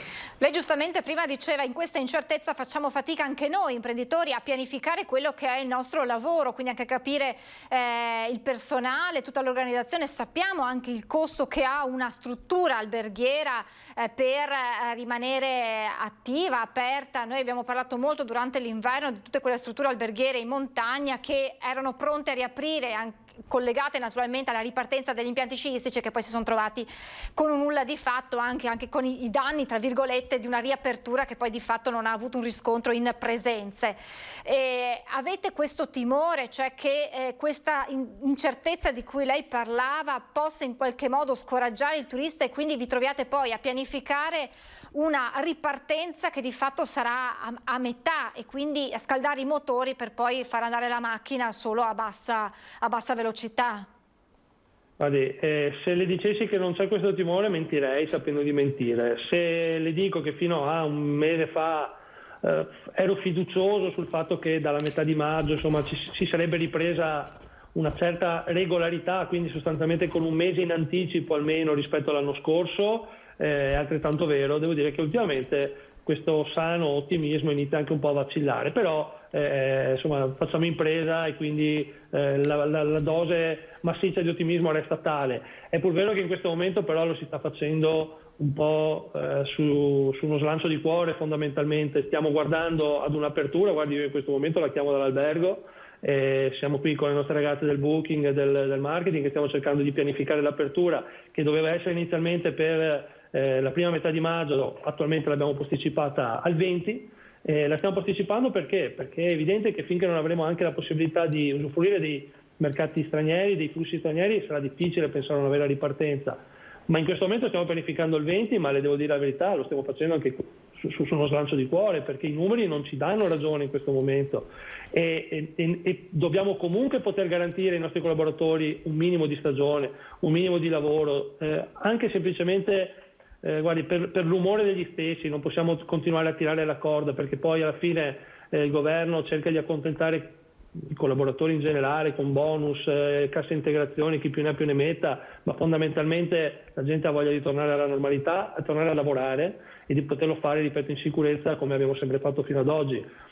Noi oggi, ribadisco, stiamo assumendo, abbiamo fatto un job day ancora a febbraio per incontrare domanda e offerta in vista della stagione. Si sta continuando a remare in tal senso. Le dico che quando la mattina arrivo in albergo attraverso la via Baffina, in questo momento è un proliferare di piccole formichine che stanno preparando le proprie attività in vista della riapertura, vari negozi, ristoranti, alberghi, e questo devo dire che dà un po' di cuore, un po' di animo e ci dà coraggio. Abbiamo bisogno di risposte però anche da parte di chi alla fine deve garantire che gli sforzi che noi stiamo in questo momento facendo, ribadisco, su uno slancio di cuore, non siano buttati al vento, ma siano finalizzati ad una stagione il più normale possibile.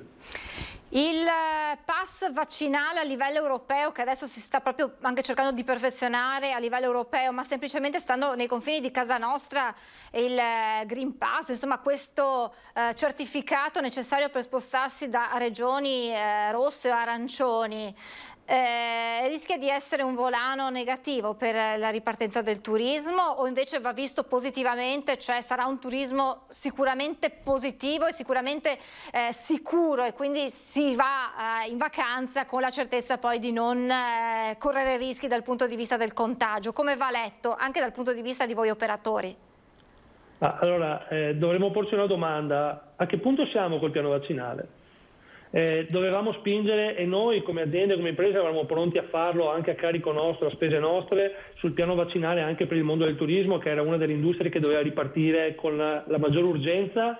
In questo momento siamo fermi al palo perché siamo in attesa di un vaccino utilizzabile per quel piano vaccinale in qualche modo parallelo a quello pubblico, ripeto, a carico nostro, ma in questo momento manca la materia prima, manca il vaccino, perché era stato individuato inizialmente Johnson & Johnson semplicemente per il fatto che era monoinoculazione, ma in questo momento sia una guerra industriale sia un'effettiva problematica medica, io questo non sono in grado di definirlo, ma è evidente che in questo momento vaccini disponibili noi non ne abbiamo.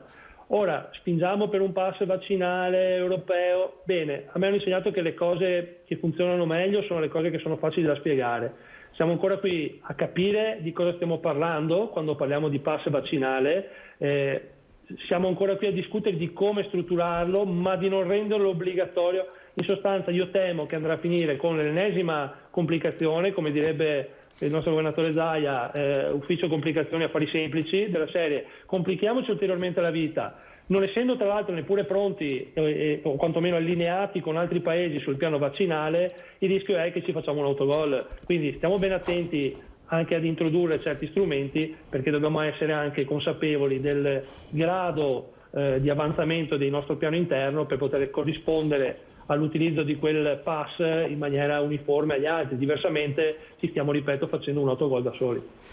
Presidente, se le dico ristori, cosa mi risponde? Allarga le braccia. Se mi dice ristori mi provoca, no, cosa le dico? Le dico che anche qua, se vogliamo paragonarci con altri paesi europei, certo che stanno chiusi con molta più serenità di noi, ricevono percentuali molto più alte del mancato fatturato avuto, E noi in questo momento evidentemente il sistema paese non è in grado di dare questo, e i ristori possiamo pur cambiare la formula matematica con la quale li calcoliamo, ma restano sempre delle briciole che sono utili sì o no a pagare una bolletta. La gente, ripeto, vuole tornare a lavorare, ha necessità di tornare a lavorare, perché guardate che una stagione come quella che abbiamo vissuto l'anno scorso non credo sia sostenibile un altro anno. Sebbene nella costa veneta, nelle spiagge in generale, un briciolo di stagione in più l'abbiamo avuta rispetto, per esempio, penso alle città d'arte, che certamente stanno soffrendo ancora più di tutti in questo momento. Venezia è ferma da novembre, dalla seconda acqua grande sostanzialmente, quindi se pensiamo alle problematiche delle città d'arte poi non ne parliamo proprio, ma certamente anche le coste hanno comunque sofferto, perché, ripeto, la stagione che abbiamo avuto non è sufficiente a sostenere le imprese, a sostenere i costi che abbiamo. Una seconda stagione alla pari non è sostenibile, quindi ribadisco, dateci le condizioni per poter lavorare. I protocolli sanitari l'anno scorso li abbiamo proposti noi come Sistema Federale Alberghi a triplice firma insieme a Confindustria Alberghi e a Sotel, li abbiamo proposti noi, sono quelli che sono stati accettati, sono quelli che hanno garantito la possibilità di fare vacanza in sicurezza. Fateci lavorare, tutto qui. Noi non vogliamo mance, mancette, ristori, tanto più quelli che stanno circolando, insomma, che sono del tutto insufficienti per le imprese. Quindi la necessità e la volontà, ribadisco, è quella di poter lavorare in sicurezza, in serenità, come abbiamo cercato di fare l'anno scorso. Abbiamo capito che ci state mettendo più il cuore che la ragione in questa ripartenza. Che estate 2021 dobbiamo aspettarci, sperando che la campagna vaccinale acceleri. Abbiamo detto prima, sono state 500.000 le vaccinazioni fatte in un giorno in Italia, il Veneto è quasi a 50.000 vaccinazioni in 24 ore, quindi insomma adesso le dosi di vaccino ci sono, il personale è stato organizzato, sperando in questo, perché poi abbiamo capito che l'unica strada, l'unica via d'uscita è quello del vaccino. Che estate 2021 dobbiamo attenderci. Se dovessimo rincontrarci, Presidente, a settembre, che cosa pensa di dirmi o cosa spera di dirmi? Allora, spero di poterle dire come abbiamo fatto l'anno scorso, ripeto, perché alla fine non è mutata la situazione, è cambiato il problema. L'anno scorso non sapevamo cosa ci circolava intorno, quest'anno non sappiamo come vanno i vaccini fondamentalmente, quindi abbiamo problematiche diverse ma la stessa condizione. La speranza è di arrivare a fine stagione scorsa, di poter dire che rispetto al 2020 abbiamo lavorato almeno un mese in più, perché poi l'anno scorso, a fine seconda metà di maggio, indicativamente ci fu lo sblocco un po' delle regioni, la riapertura, ma si iniziò in realtà a programmare le aperture principalmente nella seconda metà di giugno, perché normalmente una struttura alberghiera ha bisogno di circa 3 settimane per l'apertura, ma dei flussi interessanti di lavoro si sono visti nella seconda metà di luglio. Noi abbiamo necessità di poter partire almeno un mese prima, ma ripeto almeno un mese prima, meglio anche qualcosa in più, per poter sostenere le nostre imprese. Quindi l'auspicio è quello di arrivare a settembre e poter dire che quel mese in più c'è stato e che non sarà certo la stagione migliore della nostra vita da ricordare, ma che è stata una stagione utile a sostenere le imprese, le famiglie che ci stanno alle spalle e i nostri collaboratori. Questo è l'auspicio che faccio a tutti noi sostanzialmente, perché poi alla fine il turismo è una delle macchine che ha bisogno di ripartire, ma è evidente che sono un po' tutte quelle che in questo momento sono ferme o rallentate dalla situazione, che hanno necessità di ripartire quanto prima. La ripartenza dal 1° giugno, almeno questa è la data che è stata data anche dall'aeroporto di Treviso, potrebbe essere un tassello in più per questa speranza? Direi di sì, però dobbiamo comunicarlo per tempo, torniamo sempre alle tempistiche e alla programmazione. Noi, guardate, stiamo analizzando i dati e vediamo che questa situazione di incertezza sta causando soprattutto un tasso di cancellazione non esponenzialmente in aumento, ma semplicemente in leggero aumento, ma quello potrebbe essere anche fisiologico, non è quello che ci preoccupa, ma quanto il fatto che la maggior parte di queste cancellazioni, che ci sono quotidianamente anche in periodi normali, siano concentrate nel periodo sostanzialmente di inizio stagione, sintomo che ovviamente c'è molta incertezza sulla possibile ripartenza. Se il 1° giugno deve essere, bene che me lo dicono domani, che non me lo dicano il 25 di maggio, perché sarebbe troppo tardi e quel 1° giugno sarebbe già sfumato. Questa è la necessità che ha il turismo, le aziende e le imprese. Aggiungo una cosa, riallacciandomi al discorso vaccini e vacanza estiva. Attenzione, perché abbiamo anche un problema, perché la ricaduta di molti richiami dei vaccini o anche della prima inoculazione per certe fasce d'età sarà proprio nei mesi estivi. e mi pare di aver capito che un vaccinato in Lombardia, qualora si trovi in vacanza nel periodo del richiamo, non potrà fare il richiamo chiaramente in Veneto in questo momento. Anche qua mi auguro e spero che si possa trovare una mutualità fra regioni che garantisca anche queste possibilità, quindi cercare di sgomberare il campo anche da possibili problematiche che ulteriormente potrebbero limitare i flussi quantomeno interni, perché anche questo potrebbe essere una discriminante nell'idea di far vacanza. Cioè lei dice, se c'è una sicurezza nelle forniture di dosi per tutte le regioni e ospitiamo, quindi non si toglie nulla al proprio cittadino, se possiamo vaccinare il turista di un'altra regione, facciamolo, avendo questa sicurezza che poi magari il nostro Veneto, che è in vacanza in un'altra regione, verrà vaccinato ugualmente. Questo è il messaggio che in qualche modo sta lanciando. Sì, sostanzialmente sì, quindi se la Regione Lombardia è in accordo col Veneto, adesso non sta a me stabilire i metodi e come, ma a consuntivo, banalizzo il concetto, a fine mese il Veneto ha vaccinato 100 lombardi, che quelle 100 dosi di vaccino passino dalla Lombardia al Veneto in compensazione, ma l'importante, da quello che capisco, insomma mi pare il volere di tutti, che il piano vaccinale galoppi il più velocemente possibile. Creiamo le condizioni migliori perché questo succeda. Questa potrebbe essere una possibile problematica, credo di facile risoluzione qualora si voglia ovviamente trovarla. Presidente, l'ultimissima domanda, che è una curiosità mia personale, quando lei ha fatto accenno alle disdette. Chi chiama per disdire una prenotazione? Che motivazioni vi fornisce? Cioè, queste disdette sono accompagnate da cosa? Dal fatto che ci sia il coprifuoco, dall'incertezza, dalla paura? Da cosa?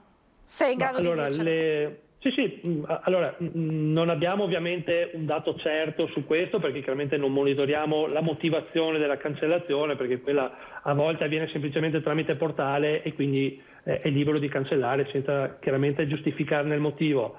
Dalle telefonate che riceviamo, soprattutto dalla clientela più fidelizzata, posso dire che chiaramente il coprifuoco è uno dei limiti più grandi, soprattutto per la clientela di prossimità, e che quindi insomma dice se io devo venire in vacanza ma alle 10 devo chiudermi in camera perché non posso uscire, insomma che vacanza è?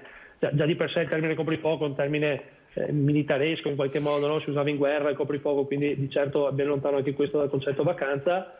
E dopodiché ovviamente l'incertezza della possibilità di alcuni, soprattutto di mercati stranieri, di poter viaggiare, perché se come pare l'Austria prorogherà le restrizioni, quindi l'obbligo di quarantena al rientro fino al 19 di maggio, è evidente che stanno dicendo che fino al 19 di maggio devono starsene a casa. Se la Germania prorogherà più o meno lo stesso provvedimento fino alla fine di maggio, ecco fatto il motivo per il quale stanno arrivando con le cancellazioni. Un'incertezza generale che pesa sicuramente, ma ci auguriamo insomma che questa incertezza venga superata dalla certezza, scusate il gioco di parole, su un'estate che possa essere al massimo sicura e di un ritorno alla normalità nel vero senso della parola. Grazie davvero ad Alberto Maschio, presidente dell'Associazione Gli Isolani Albergatori e coordinatore di Federalberghi Spiagge Venete. Grazie davvero Presidente, buon lavoro e a presto, grazie.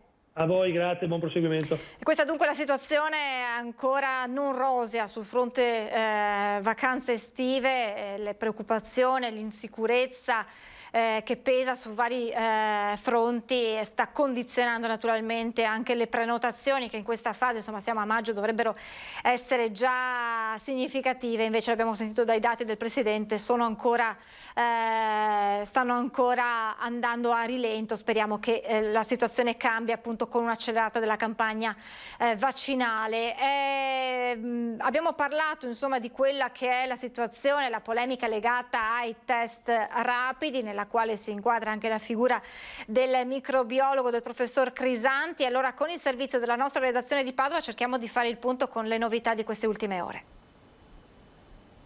Non ci voglio credere e mi sembra assurdo. È dai tempi di Galileo che una procura non si occupa di giudicare un articolo scientifico. La dichiarazione rilasciata da DN Cronos Salute è di Andrea Crisanti, il direttore della microbiologia dell'azienda ospedaliera di Padova, finito sotto inchiesta dopo che la procura di Padova ha aperto un fascicolo per diffamazione. L'esposto è stato presentato dal nuovo direttore generale di Azienda Zero, Roberto Toniolo. Il caso è quello dei tamponi rapidi antigenici che, secondo uno studio condotto dallo stesso Crisanti, non sarebbero attendibili.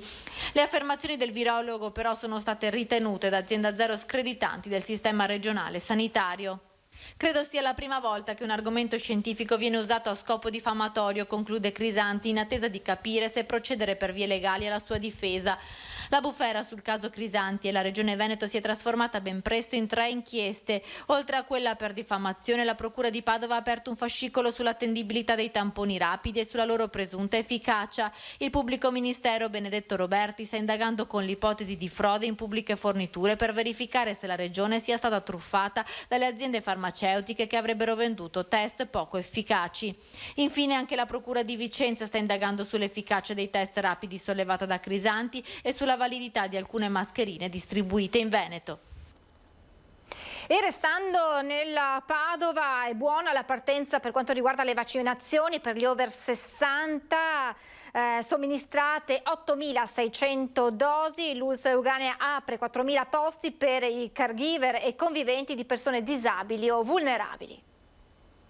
Superate le 8.000 somministrazioni al giorno nella prima giornata di vaccinazione per gli over 60, nei centri vaccinali dell'USL 6 Euganea sono state inoculate 8.600 dosi di vaccino anti-Covid, il numero maggiore in fiera a Padova, che ha chiuso alle 23:30 dopo una giornata a ritmi frenetici. Gran parte over 60 prenotati online con il primo slot aperto ad inizio settimana, ma anche centinaia di seconde dosi per over 80 e fragili. Al momento sui 50.000 posti disponibili, sempre per over 80 e over 70 e soggetti vulnerabili o con disabilità, sono stati prenotati 39.000 posti. L'USL 6 ricorda che gli over 80 che non si sono ancora vaccinati possono presentarsi con la modalità dell'accesso libero nelle varie sedi vaccinali e il padiglione 6 della fiera resta aperto fino alle 23:30. Nel frattempo l'USL 6 Euganea ha messo a disposizione anche 4.000 posti per il vaccino a operatori sanitari, conviventi e caregiver senza limiti di età di persone disabili, legge 104, e vulnerabili. Si tratta del primo slot dedicato a questa categoria, ma in base alle nuove disponibilità di vaccino dovrebbero aprirsene presto altri. Secondo le previsioni dell'USL è prevista la consegna di altre 80.000 dosi tra Pfizer e AstraZeneca entro la prossima settimana. E allora sentiamo, a proposito di vaccinazioni, quali sono le prospettive secondo i cittadini con una campagna vaccinale per l'appunto che sta accelerando. La campagna di vaccinazione è abbastanza capillare, sarà questa che ci libererà dal Covid? Speriamo tanto, c'è tanto bisogno. Intanto ho prenotato il vaccino per papà, 10 di maggio, quindi... insomma. Quindi sarà questa la strada? Speriamo di sì. Non ne ho idea, ce lo auguriamo però, perché dopo un anno di questa vita credo che siamo tutti abbastanza stanchi, no? Almeno la speranza. L'importante è che insomma la popolazione partecipi attivamente e che si creda nella scienza e non alla pura teoria umana. Speriamo di uscirne presto e speriamo un po' tutti, perché mi sa che siamo un po' tutti stanchi. Io penso che per tornare alla libertà purtroppo dovremmo passare tutti per questa strada, non ce ne sono altre. Personalmente credo che non ce ne siano altre, dico la verità, perché quando arriveremo veramente a tutti vaccinati credo che avremo finalmente un calo proprio del contagio. Forse vaccinare più prima l'età media e i giovani che magari non rispettano le regole, piuttosto che partire dalle persone più fragili e anziane. Penso che non ci sia rimasto niente altro e quindi è l'unica speranza che abbiamo e penso di sì, o perlomeno lo spero. Magari, speriamo, ma non credo, anche perché il vaccino dura mi pare 6 mesi, quindi ogni anno bisogna ripeterla, non so. E poi con tutte queste varianti che escono, insomma, il virus si rafforza sempre di più e quindi il vaccino bisogna continuare a rifarlo. E sono stata tanto male, malissimo, anzi ho fatto 40 giorni non belli, un paio d'anni sicuri, perché se dura solo 6 mesi ci vorranno un paio d'anni prima di uscire da questa situazione. Armiamoci di santa pazienza. Insomma, ottimismo, pessimismo, pazienza, avete sentito sentimenti contrastanti, quelli raccolti tra i cittadini per i prossimi mesi, ma anche, come ha detto questa signora, per i prossimi anni. Speriamo davvero di risolvere in tempi più rapidi questa situazione. C'è un aggiornamento di cronaca che arriva da Verona. Nella mascherina anti-Covid aveva nascosto una telecamera e una centrale per comunicare con l'esterno durante l'esame di teoria per la patente, ma è scoperto e denunciato per falsità materiale e ideologica un cittadino ghanese di 56 anni. È accaduto a Verona. L'individuazione del furbetto della patente è stata possibile grazie alla collaborazione tra la motorizzazione civile di Verona e la polizia locale. È stata una funzionaria della motorizzazione a dare l'allarme dopo che il cittadino straniero è stato scoperto ad utilizzare un ingegnoso sistema di comunicazione con l'esterno, dove aveva naturalmente dei complici, per superare la prova di teoria. All'interno della mascherina con doppio strato gli agenti hanno scoperto una apparecchiatura nascosta formata da connettori e strumenti elettronici uniti tramite cavi rossi e neri. Era presente anche un vano batterie e uno slot con una SIM, dati e telecamera. L'uomo, appunto, come detto, è stato denunciato. E adesso c'è un altro settore che non ha mai smesso di lavorare, ma che guarda a tutte quelle che sono anche le misure messe in campo dal governo per una ripartenza vera e propria, ed è quella delle costruzioni. Allora vado subito a collegarmi e a salutare Mauro Cazzaro, referente urbanistica di ANCE Veneto. Buongiorno architetto, benvenuto. Grazie, buongiorno a lei. Io ho parlato di un settore che di fatti in questa perlomeno seconda ondata non si è mai fermato, ha avuto la possibilità di andare avanti. Qual è la situazione ad oggi del settore delle costruzioni, anche pensando, e poi magari lo approfondiremo nel corso di questo collegamento, alle grandi opere di cui anche lo stesso Premier Draghi ha parlato come investimento e come una priorità per il Paese, se si pensa poi anche ad una concorrenza e ad una opportunità di mettersi di nuovo in contatto con l'Europa e con il mondo. Il punto della situazione ad oggi, architetto?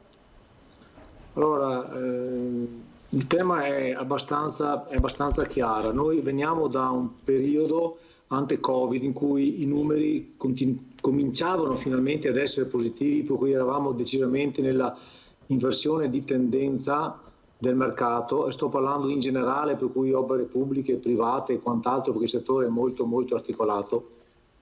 E purtroppo con il Covid le cose si sono un attimo complicate. I nostri cantieri hanno avuto una sospensione assoluta nella prima fase, per cui all'inizio dell'anno scorso. Dopodiché, con un po' di difficoltà, ma insomma ci siamo arrabattati. Qual è il tema? Abbiamo avuto delle problematiche relativamente al personale, perché grazie a Dio la maggioranza dei nostri cantieri è all'aperto e non abbiamo problemi particolari. Fatti i controlli al mattino, le sanificazioni di base e quant'altro, abbiamo messo in piedi delle procedure e tutto è andato bene. Abbiamo subito spesso problematiche derivanti dall'esterno. Faccio un esempio: mediamente le nostre squadre sono squadre di personale con poche unità, per cui 3-4 persone. Se ne manca una, la cosa si complica.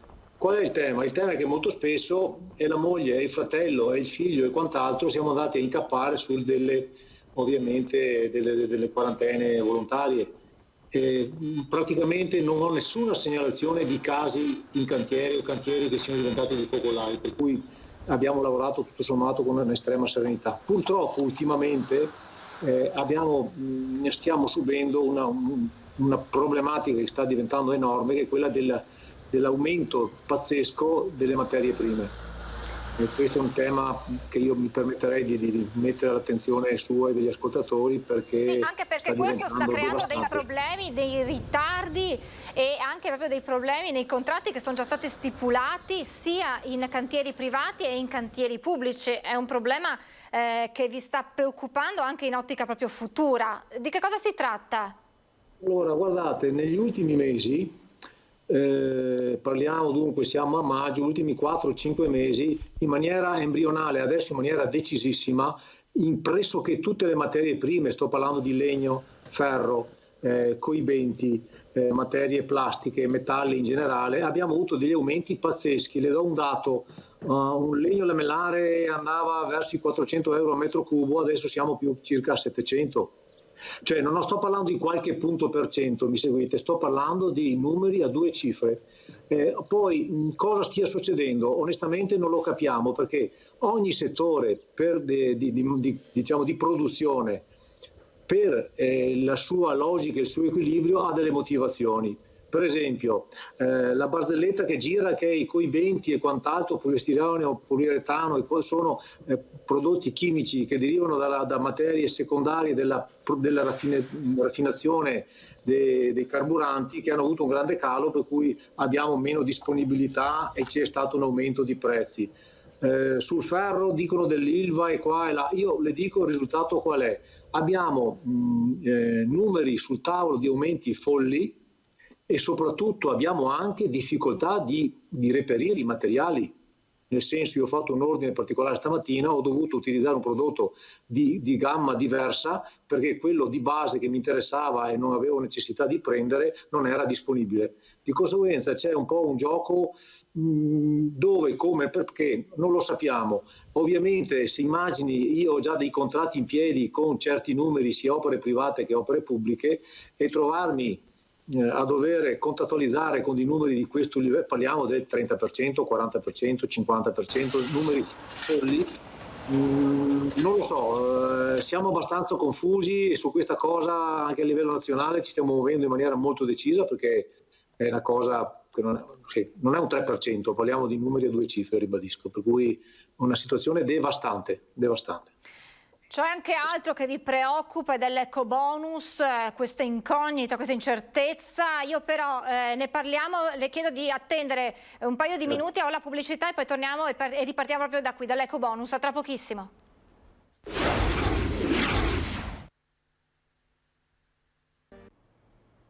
Rieccoci in diretta, stiamo parlando insieme a Mauro Cazzaro, referente urbanistica ANCE Veneto, della ripartenza di questo settore, il settore delle costruzioni. Abbiamo parlato della preoccupazione legata al costo delle materie prime, ma c'è un altro aspetto che non fa dormire sonni tranquilli a tutto il comparto, ed è quello dell'incertezza legata alla proroga del super bonus, dell'eco bonus al 110%. Al momento non ci sono notizie certe se verrà esteso, prorogato, e in che percentuale, se rimarrà questo 110% o se verrà diminuita, come alcune indiscrezioni fanno pensare, questa percentuale. Sì, sicuramente. Permettimi, io vorrei anche fare un piccolo ragionamento relativamente alla logica di questa norma. La norma è sicuramente importante, interessante, però è applicata ovviamente a livello nazionale. Però forse i nostri mercati, parlo di quello veneto in particolare, ma equiparato il nostro c'è l'Emilia e c'è la Lombardia, forse non aveva grande necessità di una manovra così pesante, perché il 110% dà un'aspettativa che sia praticamente a gratis. Okay?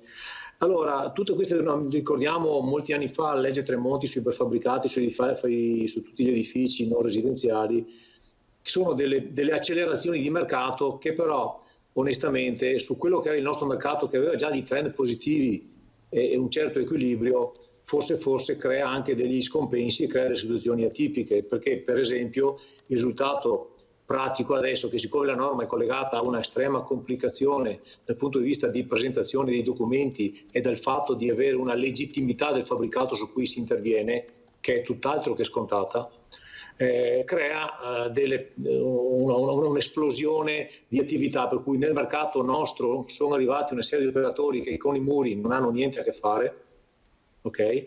Perché purtroppo ancora una volta succede che quasi quasi in questo tipo di operazioni è più importante la carta bollata che il calcestruzzo, mi seguite? Cioè non abbiamo una chiarezza dal punto di vista delle qualità dell'intervento, e questo comporta che gli interventi vengono anche appaltati, eseguiti da gente che non ha neppure una gru a casa.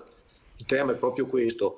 dal punto di vista di aumento di prezzi dicevamo che questo ha creato una fibrillazione del mercato, per cui tutta una serie di lavorazioni tipo capporti, cartorgessi, coibendazioni sono esplosi come valutazioni sulla manodopera, perché sono effettuati da squadre specializzate solitamente. Per cui sono io assolutamente la proroga serve, perché se no la legge crea soltanto confusione e non va a incidere sul mercato.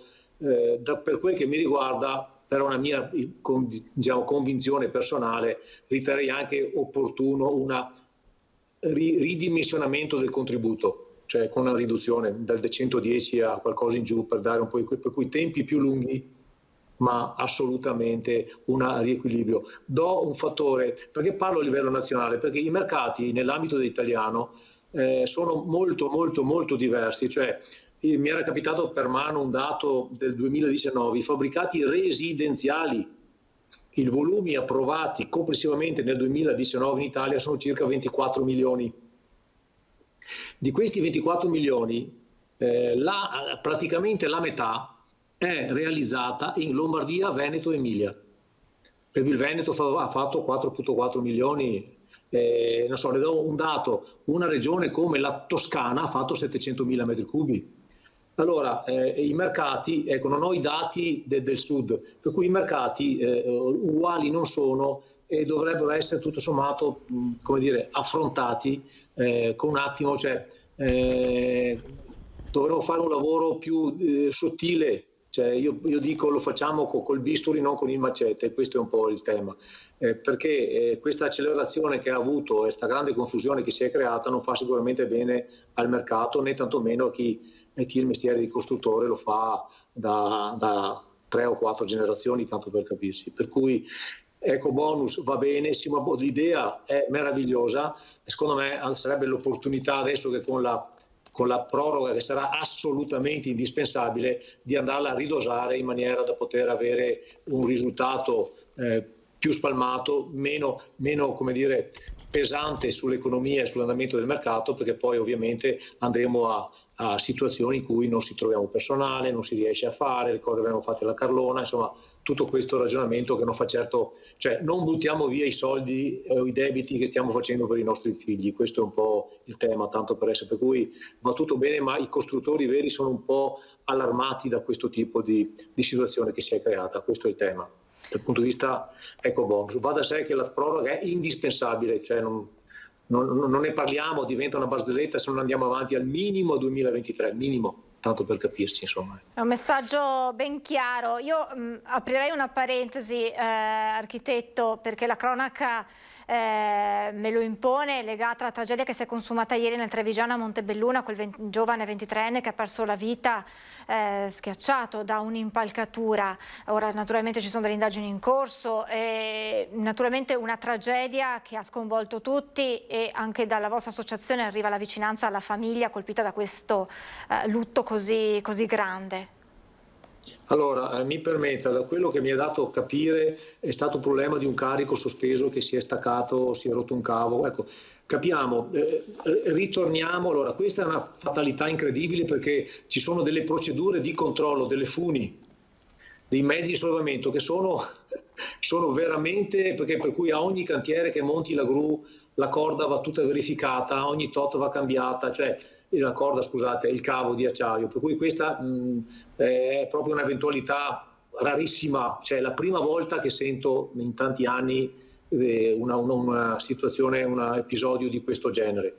Mi ricollego al ragionamento di prima, siccome noi come costruttori abbiamo dei costi e delle attenzioni sul come viene allestito il cantiere, su come vengono montati i ponteggi, su come vengono istruiti gli operai, su come vengono applicate tutta una serie di precauzioni, e praticamente nei nostri cantieri gli infortuni sono ridotti a numeri ridicoli, ok? Meno di altri settori, non è più che il cantiere come 30 anni fa diventava quasi quasi una giungla, assolutamente no. Di conseguenza io diciamo che questa adesso è da capire cosa, come, perché, però io in tanti anni ribadisco, è la prima volta che sento di un carico che c'è, di una corda che si spacca, perché onestamente le cambiamo praticamente sempre, di conseguenza ecco una cosa, ritorno, la confusione, il sovrapporsi di pratiche che vengono da norma dell'ecobonus, che bene o male se sono facciate a impalcature, a tutto quanto, per cui i problemi di sollevamenti e di sicurezza sono grandi, motivo di più per cui non possiamo cascare in mano a tutta serie di situazioni che diventano improvvisate o molto, molto, come dire, avalà che lava ben, tanto per essere chiari, insomma, per cui... Naturalmente poi saranno le indagini, gli organi preposti a chiarire cosa sia accaduto. Rimane insomma questa giovane vita che se n'è andata, il dolore di un'intera comunità. Naturalmente il pensiero va ai familiari, ai genitori. Assolutamente. Assolutamente. La ringrazio, grazie davvero a Mauro Cazzaro, referente urbanistica ANCE Veneto, grazie per questa ulteriore fotografia della situazione economica del nostro Paese. Grazie davvero e buon lavoro, a presto. Buona giornata a lei, buon lavoro. Noi siamo in chiusura, vi ricordo che l'informazione di Antenna 3 torna questa sera puntuale a partire dalle 18:30 con l'edizione del Veneto dei nostri telegiornali, a seguire le notizie da Venezia e provincia e poi l'edizione di Treviso alle 19:30. Grazie per essere stati con noi, buon proseguimento di giornata.